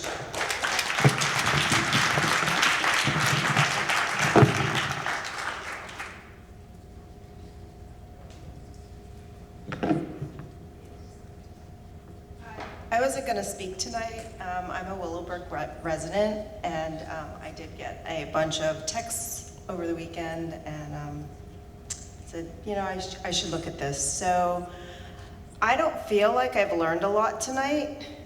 I didn't have time to look at your material. I skimmed it, but I feel like what I'm hearing is, or it's not a feeling, I think what I'm hearing is we really don't know. We know this happened to workers that were exposed, but that doesn't mean that people living in an area 24 hours 7 or developing fetus, what the exposure would be. So when I hear the company, and I know it's hard for you to sit here and get attacked by people, but when I hear that we're testing and we have plans, but did you know, I have a few questions. Did you when you had those spills or leaks or whatever you call it, did you shut down production? Did you stop? Like, Yes, so you did? Did you notify all the people that were breathing in the 10 pounds of whatever this? when our emission control systems go down, we stop all operations. So those Do you were stopped. notify the people, like, you know, right next door that are sitting there breathing it in? Do people in your plant do they have to use respirators or no? We have respirators available for our employees. So your employees have respirators if there's a leak, but the people, the children that live, it's like, oh well. So I've only lived in this community a little over 3 years, and I've never lived in an area that had so much commercial business. I'm really kind of regretting that right now. But I saw your map. It looks like a really small area that you've tested, and I don't understand why the radius doesn't go out further. And I wonder that this is affecting Burr Ridge, Darien, Hinsdale, other communities as well. And I listened to the EPA and the congressman, and you know, and this gentleman on the, well, I think he's gone, or maybe it's you, that you said you're concerned, but you don't live right here. And I don't understand, why aren't you testing a larger radius? Why is the EPA not following up? We're just gonna go on. They've been doing this testing for 30 years. And all of a sudden it's like, oh, wow, but we don't know. So I'm not understanding why we're just gonna keep, you know, what is the plan? I don't mean to like go off, but what is the plan? What are you gonna test? Are you gonna test 2 miles, 3 miles, 5 mile radius? Is that reasonable? You did a very small area. So you're asking about the monitoring that was done in mid-May, and it's a good question. Well, how did we design that that test? And the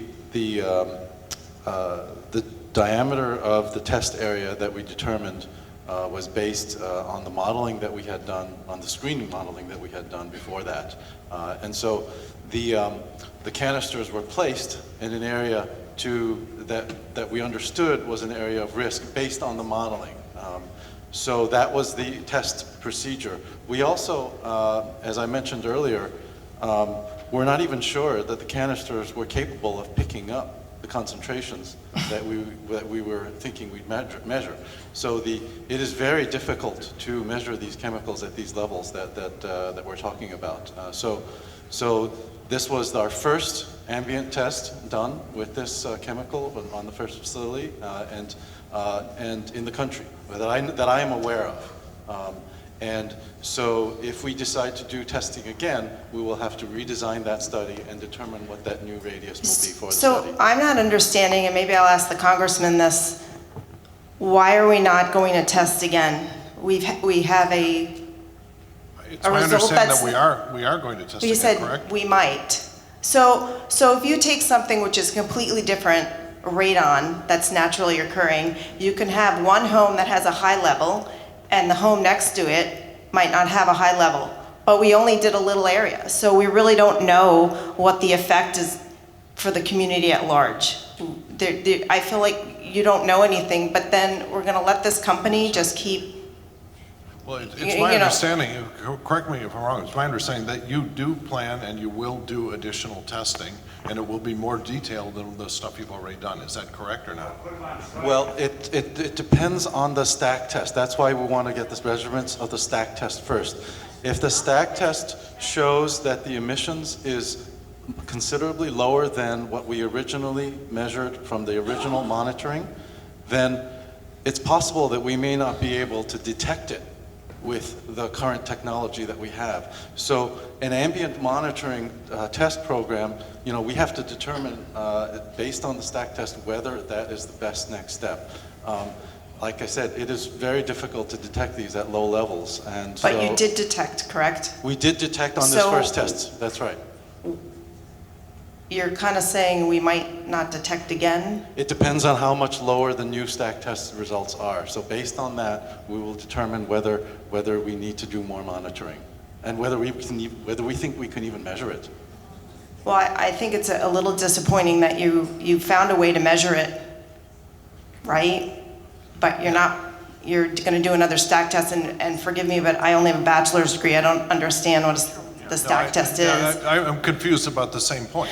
You can measure, you have measured a level non-zero with what you did, and you do not, let's say that you find the stack test, it says it's 100 times or 1,000 times reduced in principle, then you should be able to repeat the measurement and see a level consistent with zero. That's right, we should be able to see And a so that level would be consistent very, zero. I mean, as the representative of this district, I'd expect that you'd do something like that. Well, I don't want to keep you guys all night. There's somebody behind me, but I would appreciate if you test again and you test further and you don't ignore this. And I'm really disappointed that this company is still allowed to do this. I know that, what if you have a spill? It's like, whatever. And I do appreciate the village working so hard on this, and that I got 7 texts in the past 2 days. So please update us again. And I hope at the national level and the state level they do something, because Illinois has not been great with their stuff. Just saying, not from Illinois. My first question is for Sterigenics. What percentage did you say of your business do you use this chemical for sterilization for your client base? Did you say it was 5%? Was that right? No, I didn't give any details. I'd like to know that. I can look that up and provide you. How come you don't know that? Are you speaking specifically here in Willowbrook? Yes. So it's 100%. They are 2 ethylene oxide facilities. 100% of your business is, so when you were talking earlier about the different techniques that you can use for sterilization. Correct. The ones that you're using here, you're not using those other ones. You're only using this toxic chemical, is that correct? So Sterigenics operates facilities around. I'm only talking about this one right now. So the one in the Willowbrook, it is solely ethylene oxide. Correct. Okay, and then my other questions. I'm a member of a school board, not one that's in your 1 mile radius, but just outside it. And my concern here is we have mandated physical education. So in addition to being in a school building 8 hours a day, we don't know how this is really going to be affecting children. I know it's out of their system in 48 hours, but they go to school 5 days a week. They are required to be outside exercising, I'm guessing that the levels that they would get outside would be higher than that they would get inside. And then if they're in activities, our high school has activities outside all the time. Our middle school kids are running cross country right now. It's the beginning of the big season. How much more danger are they in outside in this area? Just as students, even if they don't live within the mile radius, if they're attending and they're breathing more of this outside than inside, what's the danger? Should we not require them right now to be outside for physical education?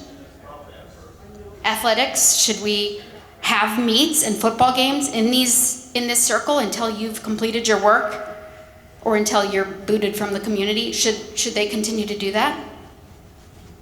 What's the danger to our children? You guys gonna answer the question? Please.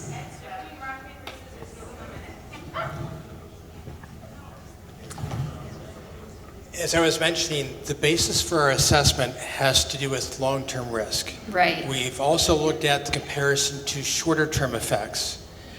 We do not find that the levels that were been detected in the community are sufficient that would cause these effects in the residents. However, the basis for a recommendation for a reduction in exposure had to do with the long-term concerns. So will they be evaluating then the effects of outdoor activity in the local area for short term for students? These children start at pre-K and they go through, we've had students that have been here, gone through the entire school system within the last 30 years. What are we going to tell the parents that are going to be at my next board meeting? We have no reason to believe that it's unsafe for kids to be outside. Okay. Ethylene oxide is corrosive to tissue, so how can you say that? It's a lung tissue. What you're really saying is you just don't know at this point, is that correct? The issue is, Sir, I'm not trying to attack you. I'm trying to figure out, I'm really not attacking you.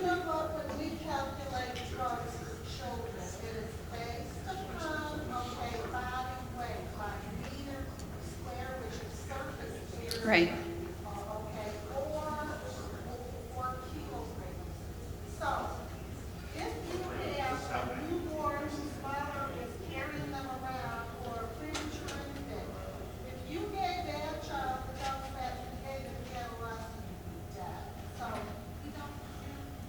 Right.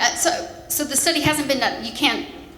We're not going to lab rat children. I get that. I just want to know what we're supposed to tell people, and we're telling them that they can exercise outside. Is that correct?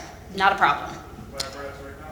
Okay, so this goes back again, and I hate to sound like a bureaucrat because I'm going to sound like a bureaucrat right now. We don't have tons of data on kids. We don't have a lot of understanding of what concentrations are harmful to children. We do know that, the lowest concentration that we have as a chronic value for people is the California EPA chronic REL, which was adopted by US EPA as a reference concentration for non-cancer effects.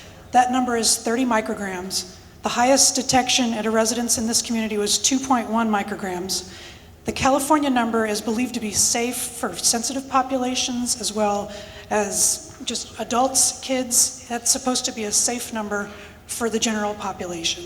So that's based on research. They try then to build in safety factors for sensitive individuals like children. That's as much, the best we can do is with the literature that we have. In terms of non-cancer effects in populations that have been studied in humans, that number is around 145 micrograms, where they see effects at the cellular level. So you see a little bit of an effect in sister chromatid exchanges in DNA and things like this. This is, but that's what we have. We don't have, it's not really ethical to go test little kids for exposure to ethylene oxide. So we get what But we're doing it every day, right now. Well, and what they do with this is they dose young animals, and then they try to do some kind of extrapolation for human from the animal from what they understand about the anatomy of the animal versus human and whatever. So there's a whole bunch of, uncertainty factors and things that they bring into that calculation. But the California number for non-cancer that they believe is safe is 30 micrograms per cubic meter for long-term exposure to ethylene oxide, and that should be, it's supposed to be protective of sensitive populations. They do laboratory experiments that are controlled experiments.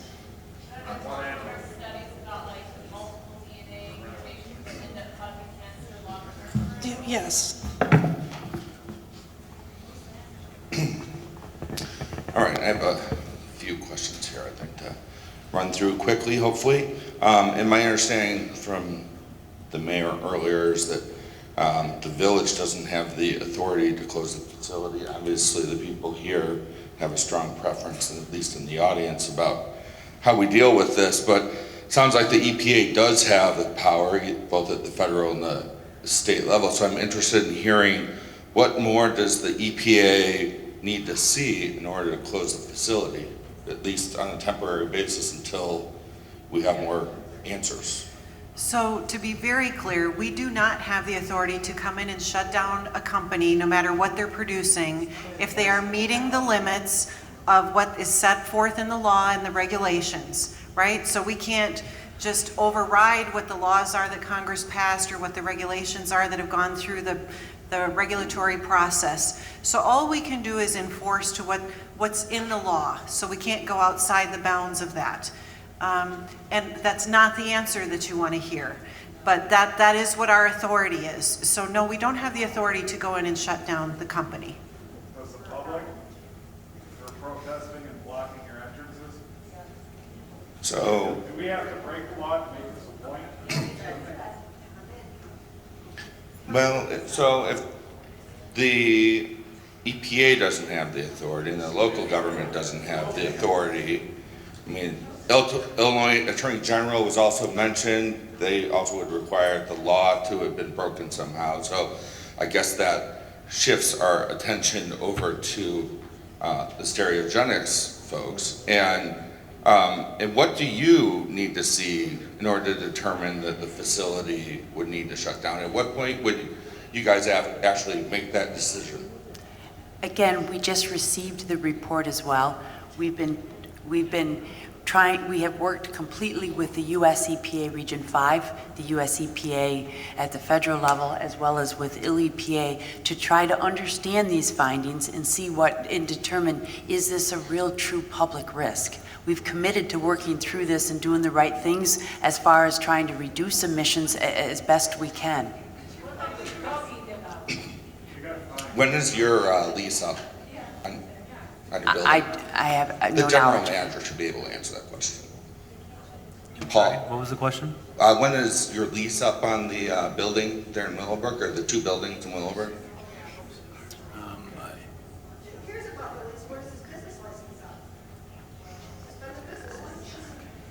Answer the question. He asked me the question. I don't know that answer at this time. How could you not know you're the manager? You don't know, do you know when you signed the lease for the building? There's probably an Sir. extension, I'm sure, but. So I don't personally lease the building, of course. This is all done at a corporate level. I would have to check back with you and get you that information. Well, we're definitely interested in hearing, so please do get back to us on that. This is another thing, another issue that's probably, I'm sure, addressed at the corporate level, but I'm sure we're all interested to know what reserves have been established to compensate affected families. Do you have reserves on the books to cover liabilities such as these? Not at this time. We Okay. again just saw the report. We're trying to assess the results of the report, work with the agencies, and take the right steps going forward. I understand. So shifting our attention then to the elected officials, I'd like to know what's being done to ensure that that the company assets are not being drained prior to the company being held accountable. And my last question is, who will be responsible for compensating families once the private equity firms turn the company over to the lenders once they run out of money? I'm sure those won't be answered tonight.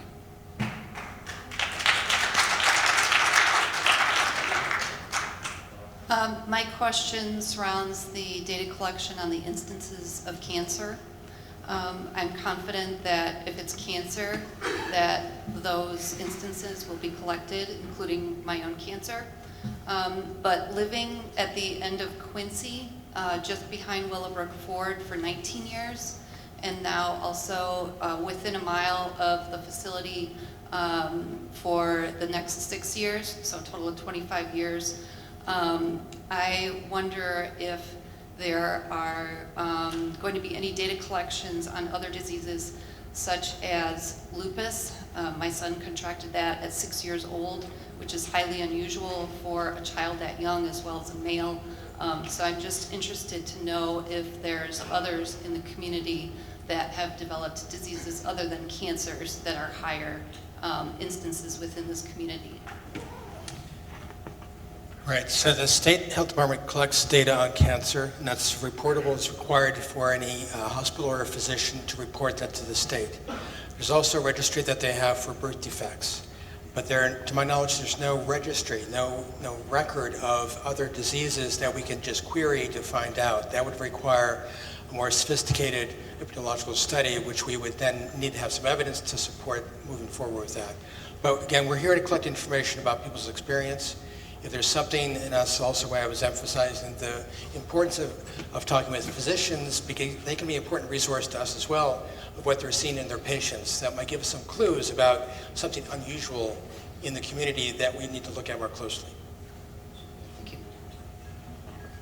Is the CDC going to be releasing paperwork to pediatricians and to the doctors? Because I spoke to my doctor today, and he says that he's waiting for paperwork from the CDC to see if there's, with instances when it comes to a town that's affected and has reporting out there, they're waiting for something from the health department, CDC, whomever, of published papers. So is that going to be happening? Are you guys actually publishing those types of paperwork? Right, so what we're also working on with the DuPage County Health Department is to do some outreach to local physicians to provide resource information to them to better educate them about evaluating their patients. Part of that will be then sharing with them scientific literature that indicates the basis for our concerns about ethylene oxide, how they can be evaluated, and so that's part of our education, that outreach effort that we're planning to do. And the EPA on that? We will start working on that. I don't have, again, one of the things that we're also working on is providing continuing medical education credits for physicians to encourage their participation. So that will take some time, but I imagine next few months we'll be trying to schedule that. Hi, my name is Carol. I've lived in Willowbrook since 1995. I was wondering if Kathy Hoffman could clarify the situation that occurred in 2013. When you spoke tonight, you said when we had a 10-pound leak, we contacted the EPA. The Tribune article said the last enforcement action against the Willowbrook plant was in 2013 when the Illinois EPA discovered an ethylene oxide leak while investigating a chemical spill near the facility. And Sterigenics later paid a $50,000 fine. When I read that, I assumed that the EPA was, when it said investigating a leak near the facility, were they there on a routine inspection, or were they there because Sterigenics called them? Because your level of, as a resident, my level of confidence in the data that Sterigenics releases is less if the EPA had to go to you and say, gee, there's this leak, versus you going to the EPA. Your level of confidence should be zero. Yes. So I'm wondering, because what you said tonight seems to contradict what the Tribune reported. And I would like to clarify that and make sure to answer your question there. In the 2013, there were two separate issues. There was the release of the ethylene oxide and then the glycol release. Both of those issues were reported by the company to the regulatory agencies. So are you saying the Tribune is, the Yes, way that they yeah, stated is the way it was stated, confusing? I'm not completely sure of how the Tribune said, but I can tell you from a company. Well, I just read you the exact words so, that yes, the when the company Illinois- reported those issues, and then the EPA came and investigated. But So you called them about one thing or two? Two things. So we self-reported both the ethylene glycol leak. We worked with them to determine what the right steps were. We did remediation, corrected it, filed the paperwork with the EPA, and made sure that incident was corrected. During that same time period, there was a separate release again. As the acid scrubber went down, there was a release of the ethylene oxide. We usually stop operations completely. There was a release through the control device, and we again called the agency on that non-conformance. So why would the Tribune report it as if the EPA came to you? I don't know. I didn't talk to that reporter. So do you know who would have talked to the reporter? I don't know. Wait, earlier you said that when these leaks or issues happen, you stop all operations, but now you're saying that didn't happen, and then the second thing happened. Yeah, so when the emission control systems, any of them go down, we stop operations. We have interlocks, the specifics on this in 2013, we have interlocks in place that will stop the operations. It's watching the emission control systems, and if it goes down, it will stop the operations. One of the interlocks failed during that period of time. So we did stop the operation of it. We usually stop it so it's all contained within that cycle. As we're investigating that breakdown, we go back and look to make sure that we have these procedures in place. Did those happen? We noticed that this one chamber, there was a release of this chemical during that time. And that is, every breakdown, we go through those and document, what type of emissions were released through that, and we noticed that and reported it into the agency. Okay, thank you. Hi, my question is for the Congressman. I'm not a resident. I'm concerned for the community as to how this came about, and I'm concerned because my kids have played at Gower. What I've learned is that this can easily happen anywhere because we are really at the mercy of what tenants end up occupying the warehouses. So my question to you, Congressman, is will you commit to us to look into where they are putting warehouses and if it is in Woodridge, both reasonable and appropriate to place them next to parks, people's homes and protected wetlands, because this can happen anywhere. Yeah, well, these are local zoning decisions. I think that's, our government doesn't have the federal government tell you where you can build warehouses. So I think that it is a very appropriate question to ask the village leaders. Well, I'm sure they'll be paying, I think they'll be paying attention in the future. And I hope that nearby village leaders will as well. This is, other countries have top-down management of everything where they say you've got to go to the federal government to get any building built. Okay, we don't do that in this country. What we do is have federal mandates for safety that we talk about at a very high level in Congress, the allowable risk levels. But we don't go through every one of the, I think there is 85,000 chemicals that are used commercially, and it's a big deal to try to figure out which ones are dangerous, which businesses are using them, where they're using them. And there are federal laws that you have to comply. If you're using these chemicals that are on list of expensive, one of them is to report to the EPA. So these maps and these tools they give you make some sense about where you run a risk of exposure. Suggestion to the mayor, you might want to look at any other businesses you have here that are non-conforming.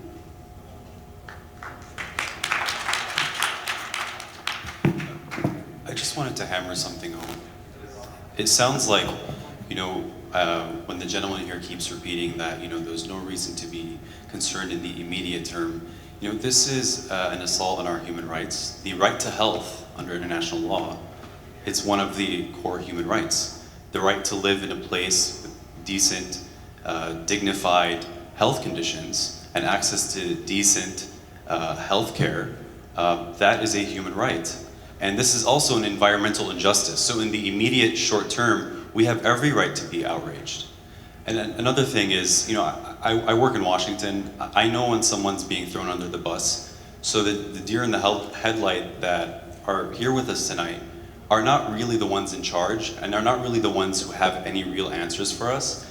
The private equity firms that are involved with Sterigenics and Sotera, the mother company, they're the ones who, Congressman, I would really like your input and effort to get them in front of us, as well as any of the potential buyers. I mean, Reuters reported today that Sotera International is potentially on the table to be sold. And these potential buyers need to know of these risks to the populations. So forgive me if I point out that this is really just a PR stunt, and I'm sorry. I feel sorry for you that you're the ones being thrown under the bus by your company.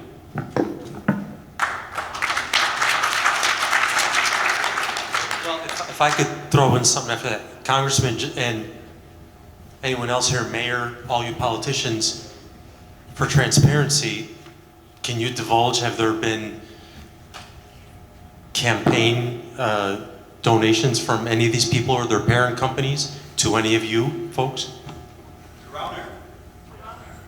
Well, I'm asking the guys who are in the room. I've received no campaign money from any of these people. Congressman? Yeah, I think Diana Rauner, who's a big supporter of the pro-choice movement, contributed early, 10 years ago to my campaign, and I believe it was on the basis of her support for reproductive rights. Right, but any of the private equity firms or parent companies of these folks? Right.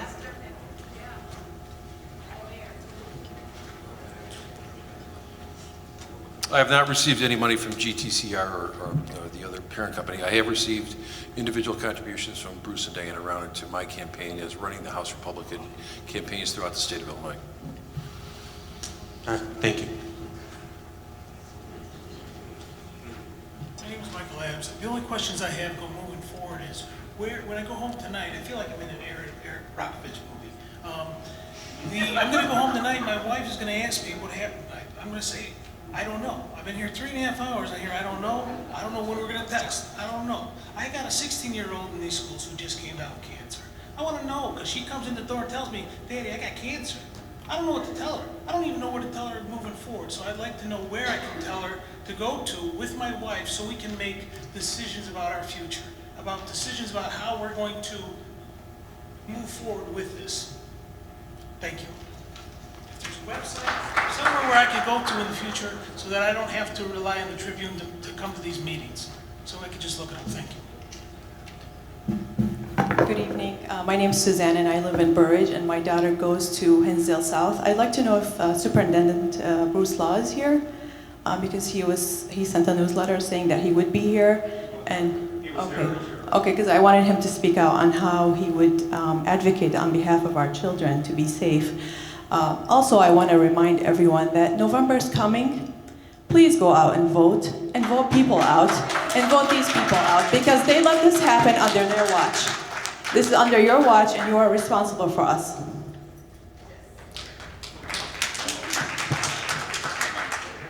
A couple things. First of all the things that were referenced, all of the information, medical resources, all those things will be constantly updated on our website, on the village website.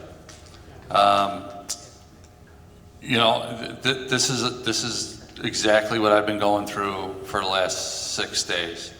I have been trying to get answers, information, And I know what you're saying. You're coming here, you're asking questions, and you're not getting the answers. I get it. I've been going through the same thing. I'm going to tell you one small thing that happened this week. We got the report on Thursday. We assembled a team of experts to try to decipher what was going on. On Saturday, the gentleman who wrote the report, who was in this room, and I don't think we could have assembled a better resource for you. This is not a PR stunt. This is the best possible information I could get for you. This is the only information I can get for you. This is it. If we want to take the time to listen to what the experts have to say, that's how we get our information. Mark Johnson told me on Saturday that I was not at risk opening my window across the street from the factory. He told me that we were not at risk running the air conditioning. These are simple questions that I told them my residents need answers for. Simple questions.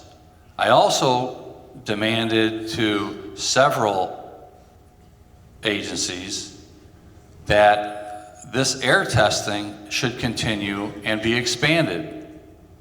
Now we need to get before results and after results. It's important to us to listen to the science, try to understand the mathematics, because the EPA has just changed the rule from 1 million to 1 billion. I'm sorry, I don't get that. That's beyond me.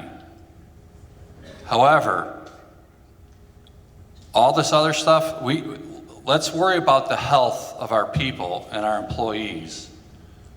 The rest we can sort out later. Right now, we need to get answers. These are people that can provide these answers. One other thing that was said to me 4 days ago, 3 days ago now, was that the chance of this having an effect on anybody, this science was based on 30 years of exposure, these results. At our worst case scenario canister, there was 39 canisters around the area.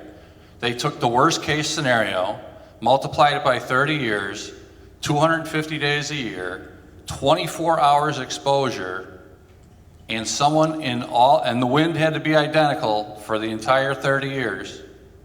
Under those circumstances, 6.4 people out of 1,000 might be affected by this. So I'm telling you what I was told, and these are the types of things that we need answers to. Okay, so for the worst case measurement that was taken using the canisters, and that was done without Sterigenics knowing that the measurements were being taken, right? Right. So how many sterilization chambers were operating when those canisters were running? Do you understand? Okay, so what's the answer? When you captured the worst case scenario, as the mayor just told No, us. I understand the question. We don't have that information. We would need to get back to you about that. So Mayor, we don't know that that's the worst case. You're right. Yes, I know I'm right. I'm not trying to mislead you. You're clapping like I'm trying to get over on you. I live in this town. My office is right next door to the factory. I have as much to lose as anybody in this room. But you know what? You talk about being concerned about the health of the individual. That's all I'm concerned about. If you are, which you should be, why don't you compare? I don't have the authority. I'm doing everything that I can. Do the study, shut them down. I can't shut them down. You know what I can do? I can bring in, excuse me, you mind? If I can bring in the experts. I can bring in the authorities that have the right to do this. I'm sorry, but excuse me. The EPA has an obligation to make rules tough enough to keep us safe. It's obvious to me that that's not the case. Now, either they make tougher rules or we have to live with this. It's a legal conforming law. I'm sorry. I will look at the zoning. Hey, the Village of Willowbrook's gonna look at the zoning, we're gonna do everything we can. Mayor, Yes. if a restaurant in Willowbrook tomorrow has a rat running across the floor and it's seen, you can shut it down indefinitely. You can't shut these restaurants down? That rat's in her backyard. What? I don't get an answer? You just wake me up? I don't know the answer. Well, then you shouldn't. Would you just wake me up? Who should be the mayor? Yeah, Jim. Someone who knows everything. I don't know everything. I'm sorry. I'm sorry. I'm humble enough to come here and tell you that I don't know everything. I'm going to do the very best I can to give you experts that can give you answers. But they don't. But you have to. They have to study. They have to. I know. I'm doing. These people wrote the report. We didn't get anything. Can I get back to your question? Please. When it comes to when EPA chose to go out and take these samples, they were watching the weather. They were watching to see when the conditions would be the worst in the closest residences to the facility's property line. So they went out at a time that they had 2 consecutive days that the forecast was such that they expected the worst conditions for the highest concentrations. And that is how they chose when they came out. They didn't choose it based on, it was as random as it ever would have been for how many of the sterilizers were operating. And Kathy said that usually they're pretty close to capacity. I can look if you would provide the dates. Yeah, it's the 17th and 18th of May. We'll go and see what the percentage of capacity we were operating at.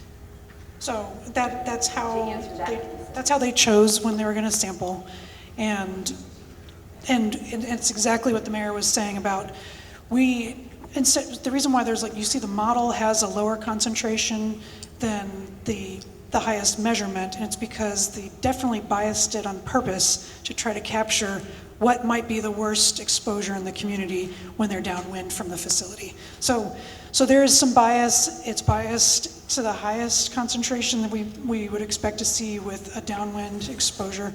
And then on top of that, we have made an assumption that is unrealistic as far as, there are probably some people that have stayed at home and they're mostly home, but I don't know if anyone's always home 24 hours a day, 7 days a week for an entire year for 33 years, which is what we assumed. Thank you. To ensure the worst case scenario, the document that you published, you should have contacted them and verified how many sterilization units were you running on the 16th, 17th, and 18th. Now, you're agreeing that you can do that now. Why didn't you do that before publishing a document with your name on it? The same document I explained earlier shows the high schools in figure 2, and then they're gone for the remaining figures. Your name is on this. It is. Yeah, you should be accountable for the quality of the work that you're putting out there for all of us to understand and digest. And that's why earlier I asked for a revised document, a new document that helps us better understand things. So we designed the experiment at EPA, and we did meet with the company to determine what was their Kathy, you did tell us at the time that their operation on the days that we were testing was typical operation, day and night. So we received that information when we met with the company that it was typical operation. We did not want to take a measurement when it was raining. That is not ideal. We wanted to take a measurement when it was clear. We wanted to understand what the weather was going to be like. We know what the wind was at the time. So we have a meteorological station that we put up so that we can measure the wind. This was a scientifically based measurement, and so that's how we designed the experiment. And what type of things degrade this when it's coming out of the Certainly rain will degrade it. If the wind is blowing in a different direction than the residences, then the canister that is at the residence that was measuring the highest would be much lower. And we measured it over more than a 2-day period, and so that accounts for a certain amount of wind variability. We had short-term canisters, and we had longer-term canisters of a longer, more than 3 hours, and so we had a variety of canisters that were measured all around the town, all around the facility, I should say. Yeah, I look forward to a better revised report, more clearly communicated report, please. Thank you. I can also make a comment in response to the mayor's comments. As I mentioned at the beginning, we prepared a technical report for the purpose of informing EPA's decision process. We did not intend that it would be the primary source of information to the public. It's far too detailed. We did not follow the communications plan we originally had developed that would have rolled this out in a more organized way, in which we're briefing local officials about this in a way that could then be communicated to the public. So we apologize for that if we didn't follow what we should have been doing, but we're here now to explain information. And obviously we don't have all the answers, but we'll commit to continuing to work with you to provide information as it becomes available to us to answer your questions. This is utterly bizarre. We have just sat here for 4 hours trying to figure out what's going on, and what is abundantly clear is that nobody understands. But this has been released without proper protocol, without appropriate understanding. We're not sure of the mode of testing. We've got sick people in the community. We've been here for 4 hours, and you just made the statement you made. I am absolutely stunned. I'm not sure why we're here, and our community's in the press. Can somebody give us an understanding of what is going on here actually and why? In a commitment to a date as to when you can do that, please? The truth, please, to me is Sterigenics has always known that ethylene oxide is toxic. Always. Where else in the country do you have a facility located within the vicinity of 4 schools and, parks? I don't know, did you pass our park on the way here? And, my child was in the daycare that is on Midway Drive. Where else in the country are you located within such proximity of a residential area? I'd have to review that on a Oh, yeah, I guess so. So, someone else said they thought it was bizarre when they moved here that there was so much commercial, industry. I moved here in 1992. My husband has lived here his whole life. We raised our kids here. They went to all those schools on that map.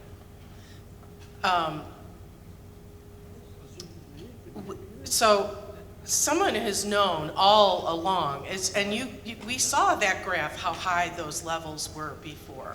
Whether it's one this or one that now, the fact is it's been like this since 1984, excuse me.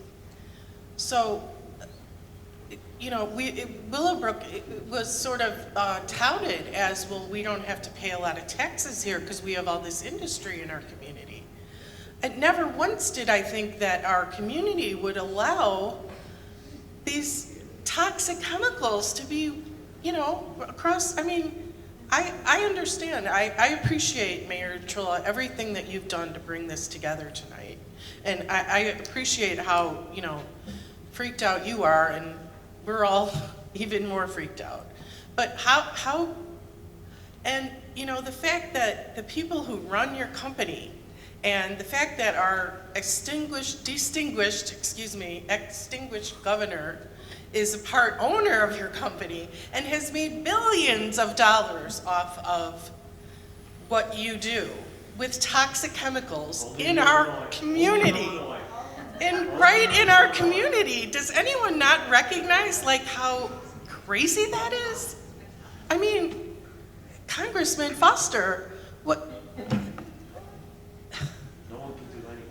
They've told us. Bruce Renner has literally poisoned our community. And apparently it's, you knew, your company knew But, you know, who else watched the video of the thing exploding in 2004? And how many things were wrong in that facility that made that explosion happen? It was absolutely frightening. And I live within a mile of you. How did this happen? I'm so angry. You know, as we kind of come together right now and we hear all these, for the last 4 hours, all we've heard were pretty much, I don't know, I can't answer this, there's just a lot of unknown. What I'm not understanding is that, and I have great respect for our politicians, don't get me wrong, what I don't understand at this stage is how can we come here and when the entire community is asking for a shutdown, at least for foreseeable future, until we have more answers, how is it that we have absolutely no answers in terms of the process to at least put hold on a company like this? Not one person has literally got up there, especially from the front row, and said, yes, I've been elected to the office, I know the rules, I know the regulations. Look, I'm just one of the people in the part of the masses. I don't have to know the rules, but the expectations of the people who are elected are that you do. So by the next time, someone talked about when we have the next community event, there's a list of things we want to know. Add this to your list. What do we need to know in order to make this happen? And I'm not blaming you guys. I understand. I work in the corporate world. You guys actually feel bad for your careers moving forward. But from our community, we want to know the steps, 1 through 10, or whatever it is, to what it will take to put hold on this company. That's what we want to know. Can we have your promise to put this on the website that we can all have a communication plan to understand here and show up here as a community and advocate for this? Because clearly, it's now in our hands to do something about it even more. And that's a disturbing fact to know that we have no support, even from our officials, in terms of understanding what needs to happen. Yeah. Right, nobody lives here, and nobody seems to understand the rules. It all starts with understanding the rules and the regulations. We all talk about that, but no one seems to understand what those rules are. I'm tired of that, it's the millimeter here or whatever, blah, blah, blah, blah, blah. No one cares about that anymore. We now want to know what we need to do to stop this and potentially cause a massive leakage in our community.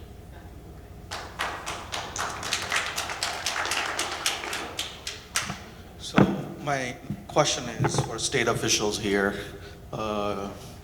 state officials Durkin and Kiran, like, do we have a promise that you will introduce a bill and you will be the champion of ethylene oxide emission from the state authority? Can you stand up and give us that pledge that you will introduce the bill that will reduce the emission at much lower level than a federal government is allowing? I know about as much as E2O as you do, but here's what I'm not going to make a commitment to a bill. I want to look and see exactly what this product is used for. And two, this is not a yes or no answer. I want to see if this has value within our commerce system in what they do. And if the state of Illinois is to go about banning this or doing something of that nature, what is the alternative that is in place to ensure that the products that they are sterilizing, that they can continue to do the work they can? So this is not a yes or no. I need to study that issue to see whether or not there's an appropriate alternative. We have this often come up in Springfield when we want to ban a certain product, but there is a value of the product, and if you do say that we're going to wipe it off the books, what is the alternative for what it is currently being used for? So I'm not telling you to completely eliminate it. All I want is a bill commitment from you that you will introduce. I'm your constituent. That at this stage, you will be the champion of this community and will introduce the bill that will reduce the emission of this. So we can save next 30, 40 years, which my son will be 39 years old. So I can tell him that yes, Senator Durkin promised me in this room after 4 hours that yes, he will work on it to reduce the bill. I don't have that promise, right, from you? Because there is 1987, state of California assigned this ETO, ethylene oxide, as a carcinogen. July 1st, we have the date, it's on the data. You are a state official, you're a scholar, you're a champion of people. How many years you have been in power, in office? You know that if other states are following through, you can make that commitment from your own education. Right, I also know that the state of California is the last state I'm ever going to follow with and try to emulate on anything that they do. But I'm going to look at this issue. This is not a black and white issue. This is something that I am going to talk about with men and women to my left, and also Alec Messina, who I've asked to be here and to address the issues with the IEPA. It's not that simple. I am as concerned as you are about the emissions. I have asked them to expedite the stack testing. People can say that's mumbo jumbo, but that's extremely important that we have the stack testing to see whether or not that the equipment that was recently permitted by the state is reducing the emissions at a level which we should have no concerns. When I started this meeting, my priority is the health and safety of this neighborhood. So you will be the champion of us. I am going to be a champion of you to ensure that if these tests do not prove to be significant, then there will be significant actions done by myself, and I can also speak for Senator Kern. Thank you. And him as well. That's exactly what I wanted. This is the first of many meetings, and it is now up to the agencies to my left to follow through with what they stated that they're going to do. If the permit was approved by the state of Illinois that's going to reduce the emissions, it sure as hell better show up in this stack test. And if it isn't, then the consequences will be very dire. Thank you.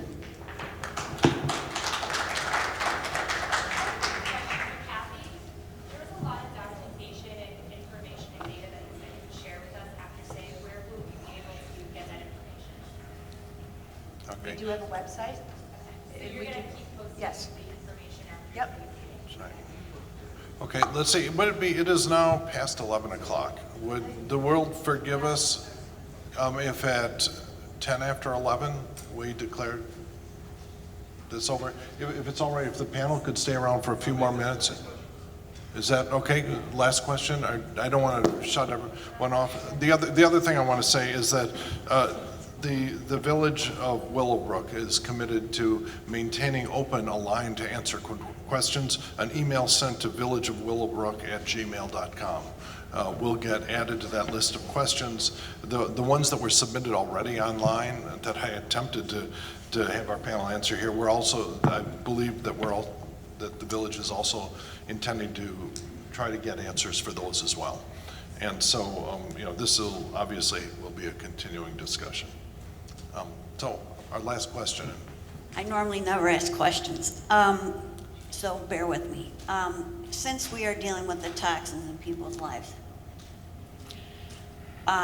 Mayor, correct me if I'm wrong, if you mentioned that you could probably bring in the right people to cease operations. I could be wrong. But if that is possible, that would be the best thing to do right now until all these questions can be answered and our environments are safe. Honestly, I don't know how to do that right now. I don't. I've been told that the authority here is at the federal EPA. Under that is the Illinois EPA and the Attorney General. That is the authority that governs that factor. So can that be brought up to them in this situation? Yes. What? So the EPA would be able to help us with this? Well, we're going to continue to do what we do, which is to make sure that facilities that emit anything into the air are within the confines of the laws that Congress has passed and the regulatory process has, gone through, which is lots of public review and input and data and science that goes into those decisions. So that's the scope of our authority, is we make sure that people are complying with what the regulations are, and that's also what IEPA does as our partner in regulation. So of course we're committed to doing that. And since I've got the mic just for a second, I just want to thank everybody who's still here for opening up your hearts and sharing your stories with us, because I learned a lot here tonight. And it's going to be a privilege for me and a very important responsibility to make sure that we continue to stand alongside your local and state and federal officials and we're going to be here to walk through this together. So thank you so much to everybody tonight for staying.